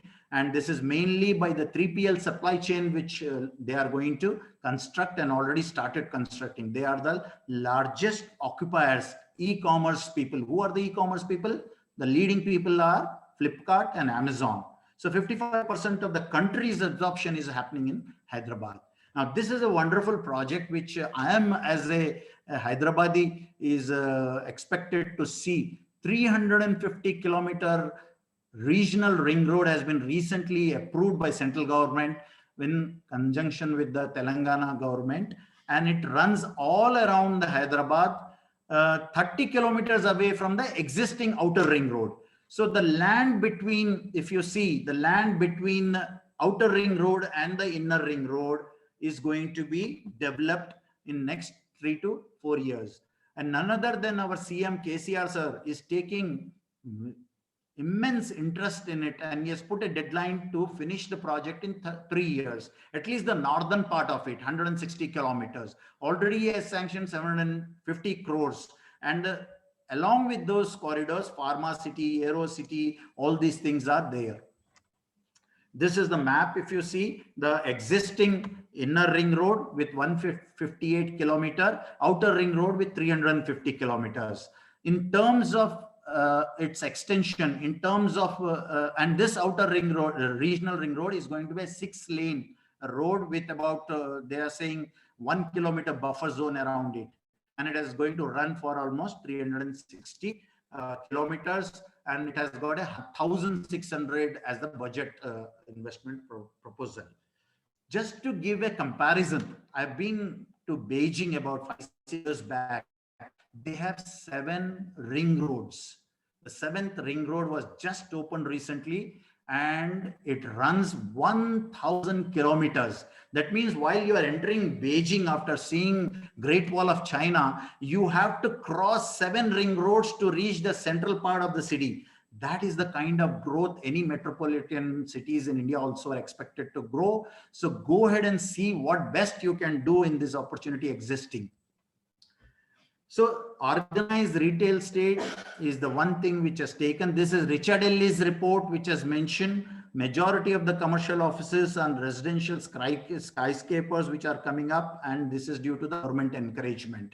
And largest land deal has been done recently in the Narsingi area of 25 acres for Rajapupsha projects. It is 800 crores deal. Just a month back it has happened. And this is pandemic-induced lockdown period. 800 crores of 25 acres deal has been done in Narsingi area. Pepsi company has already had its presence in Hyderabad, and it is increasing the space. Brigade is another Bangalore-based company which has also announced a big project, and it is growing, they are saying, by 480% in the first quarter. Hyderabad residential market has got new launches recently, and geographically, as I said, west of Hyderabad accounts for the measure of the thing.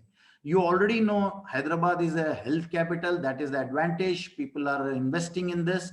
The pandemic has given new opportunity for new hospitals, new health centers, and there is a definitely an encouraging response in spite of what we hear in the newspapers. This is a unique thing which has come in Hyderabad, Medical Devices Park. This is at Sultanapur, Muttangi, Outer Ring Road on the way to Nizamabad. And this has got a 250 acres area with 14 companies already has come there. And Hyderabad continues to enjoy this dominant position in life sciences, vaccination, pharma city, medical devices, health, corporate hospitals, etc., biotechnology, Genome Valley.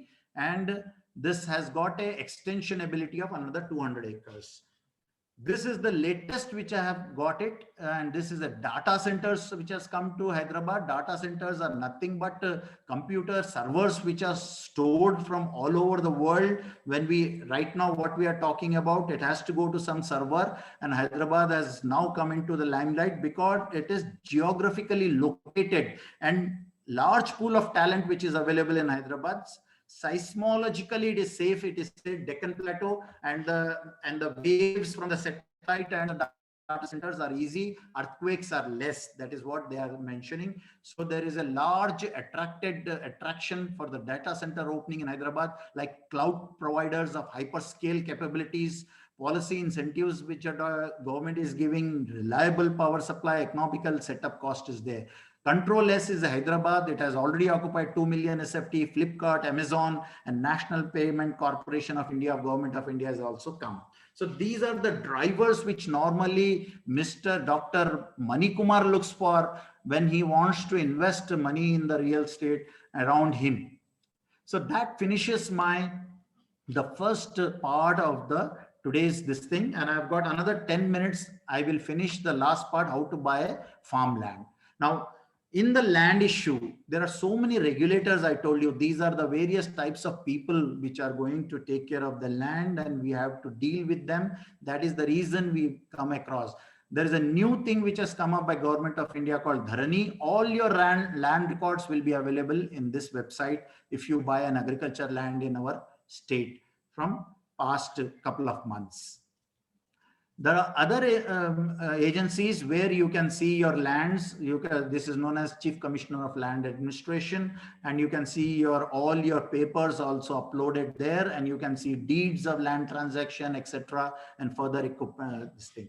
Central government has got a website called Bhuvan, and this Bhuvan is based by ISRO, and it gives you GPS coordination. It measures your area also, and it shows the surveys already existing there in form of like this, overlapped on the satellite photographs of the land area. So you have got surveys also mentioned, and its area also you can calculate. Those who are interested can go to this Bhuvan of Government of India website, and you can know the survey numbers and extent of that survey number very easily. National Remote Sensing Center has done this. This is our local governing authority called HMDA.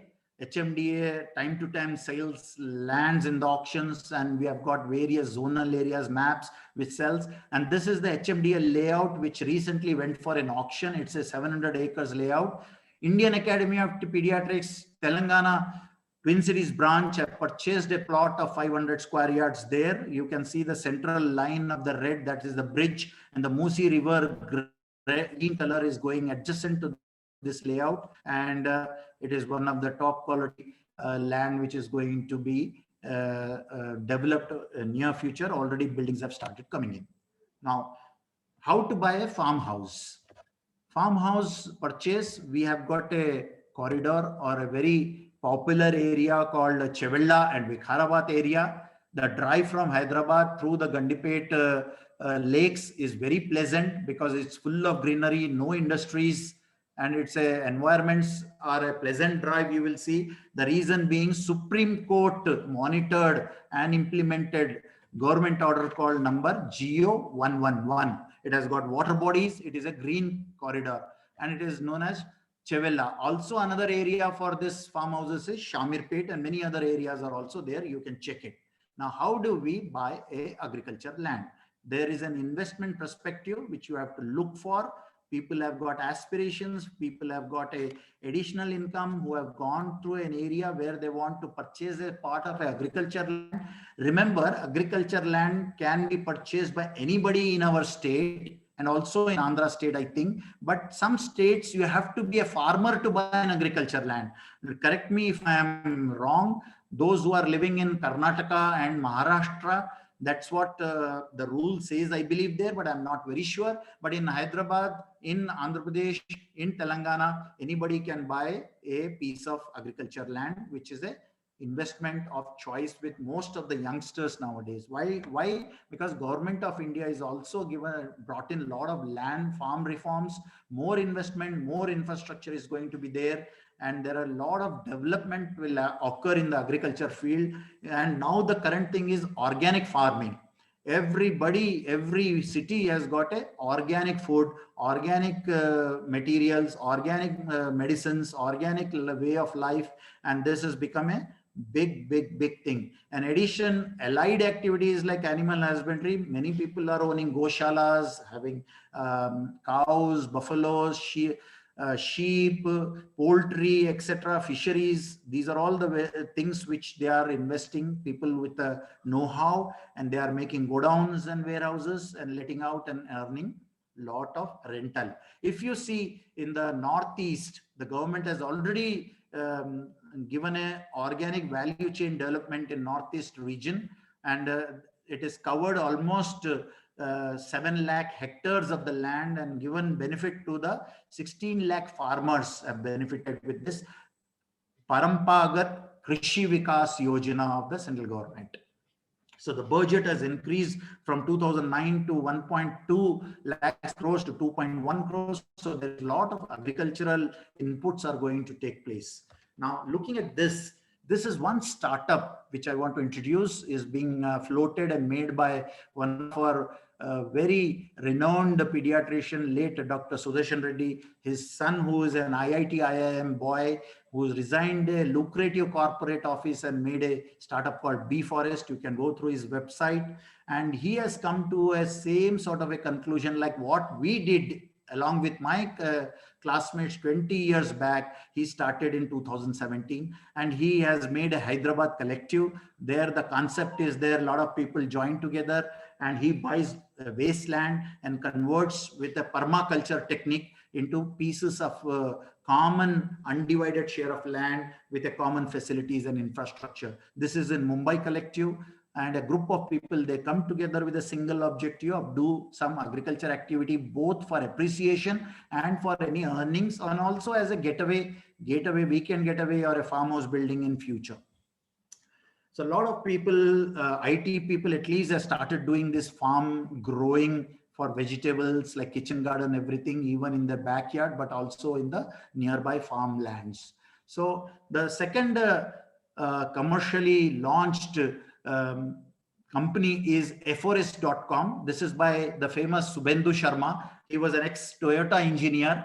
He adopted when Toyota of Bangalore, Kirloskar Toyota of the Toyota car manufacturing company invited a botanist from Japan, Akira Miyawaki, he invented a technique which makes forest, which builds forest, which grows forest. Forest happens over a period of hundreds of years.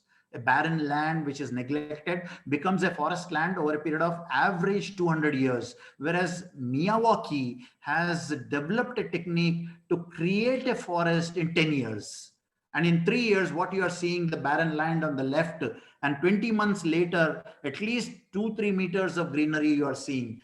And this is another forest which they have developed in over a period of 3 to 4 years. So a forest making technique is now being adopted by government of Telangana also, and Mumbai. In a lot of urban forests have come. This Miyawaki method has become internationally famous. A lot of TED Talk there. Cities like Japan, everywhere it is there. Miyawaki method of developing a forest area or greenery in your backyard of your home, also not necessary in agriculture land and a large land. Even 100 by 100 meters, you can make a forest like this, dense forest, thick forest, where you can't even walk after 3-4 years inside from a plain land, what you are seeing on the left side of the slide.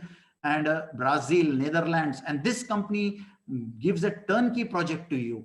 You just give, I have seen the rates also, they have published something like 600 to 800 rupees per plant, and 1 square meter will have at least 7 to 8 plants, shrubs, herbs, and long trees, and they grow vertically rather than horizontally.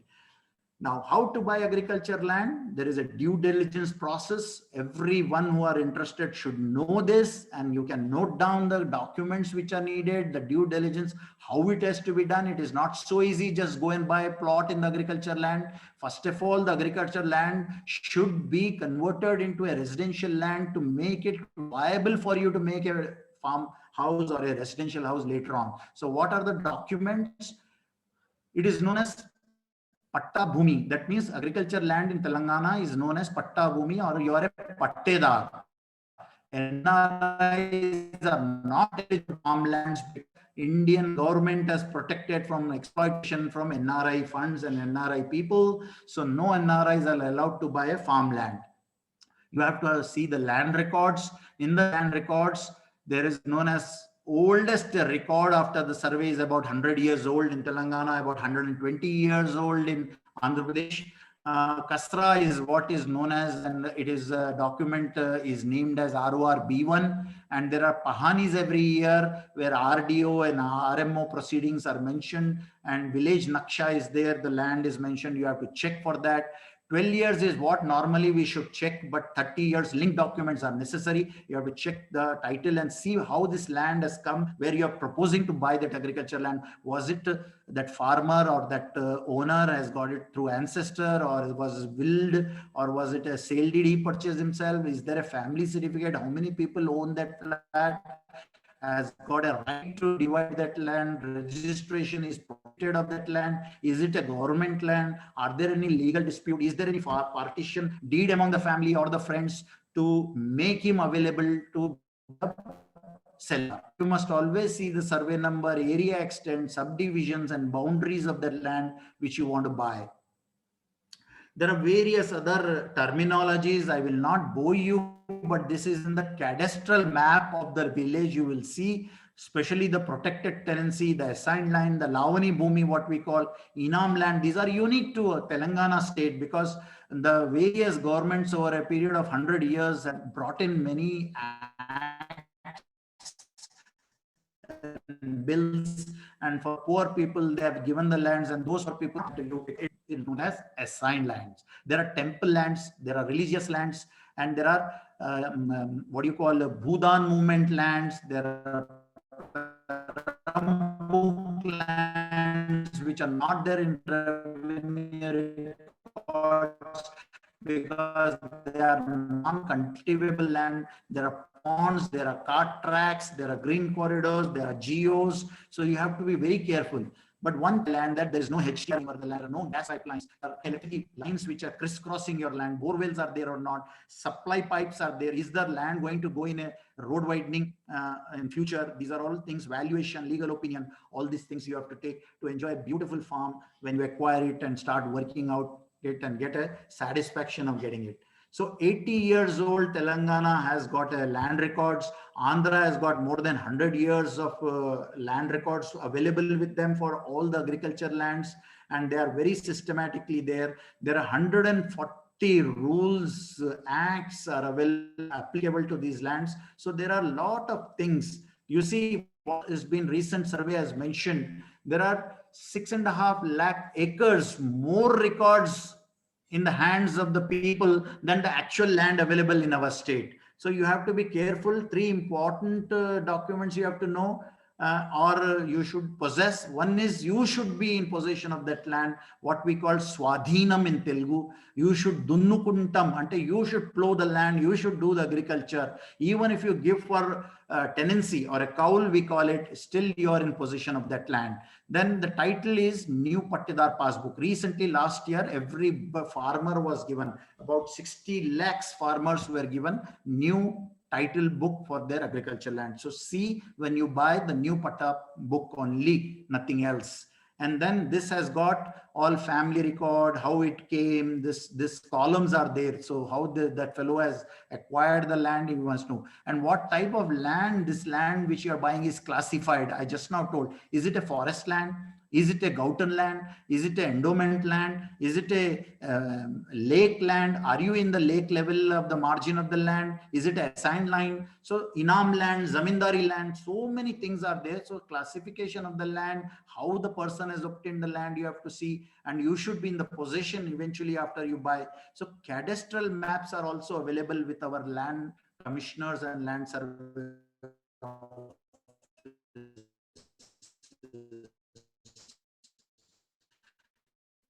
You have to look for that. The revenue cost, government, what you own. If you have that position and government doesn't reflect these records, your name, then you cannot do anything with this land. So there should be ROR, there should be Patta book in your name, and there should be subsequently all these things mutated and entered. Then only you can have. So there are High Court of Andhra Pradesh has given a very landmark judgment. What are the rights of the landowner in the survey and settlement records? So these are village title, online copy of Pahani, online B1 copy. These are various records and with certificates which tells you are the owner of your land. So if you see the circle, possession, government records, your records, these should also come. And if you see there is only one point where all these 3 mingle, that is the ownership record of your land. A slight calculation of the land, I won't go into the detail. We are all dealing in acres and kuntas here. 40 kuntas make 1 acre. And Survey of India is the longest, oldest government department, 1767. Our Survey of India office is there. They have already surveyed and they have done. This is the old type of measuring your land we used to have called chain. And even today in Telangana, they are saying, where are you going? So that chain actually, because the lands used to be measured by this specific chain link measuring material called, and is to create a tip-on map, that is triangles they used to make, isosceles they have to make. These are the oldest surveys records which are existing with the government, and this is the various type of chains which used to be there. Currently we are doing this GPS land measurements. This gives you accurate coordinates, latitudes and longitudes which are there in our earth. You can also fix it with the accuracy of 0.23 centimeters. There will not be any mistake. It has GPS with the satellite system has got this, and this will give you 0.23 centimeters accuracy for your borders. And this is what everybody is there, though government has not given the official sanction, but many private surveyors are doing this. We got it done 3-4 times to our lands. The latest what I have seen abroad is drone land survey mapping, and the drone does topographical area of the land, the contour of the land, the depths and the ups and downs of the land, and this is what is the most accurate they are saying. So that's the whole introduction of the real estate and the types of real estate. Thank you very much for patiently hearing for such a long time. Happy landlordship. Go and invest in land. This is the most traditional, most popular investment avenue. At least have a first home and don't see for second home. Even if you want a second home, don't do it on the loan. It should be with your private money. Thank you very much. There are bad parts, there are good parts to this part of the investment. Thank you very much.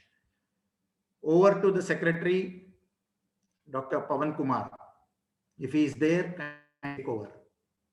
And all the questions which we are having in the chat box, there are plenty of questions I am seeing. I don't know how much time we are having. We can extend.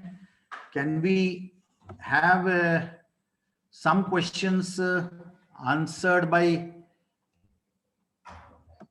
people around here?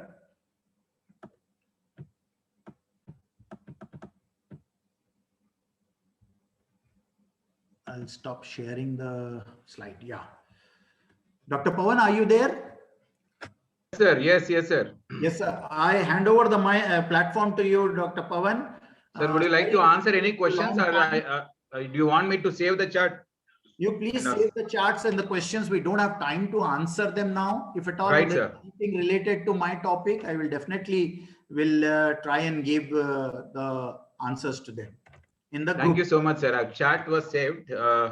Yeah. I'm so sorry, Dr. Pavan. I have extended my time by about half an hour. We had 2 additional programs inserted. And no, but it was very interesting, sir. I think everybody was appreciating that. Lot of appreciations for you. Kudos to you, sir. Thank you so much. So on behalf of IAP Telangana State, it's a really pleasure for us to thank. We are indebted to you, sir, Ajay Kumar sir, Kolundu sir, and Satish and all, and the entire team who has contributed actively for this entire module of financial program. Next week I'm really feeling bad that we are going to end it soon. So next week is going to be the final session.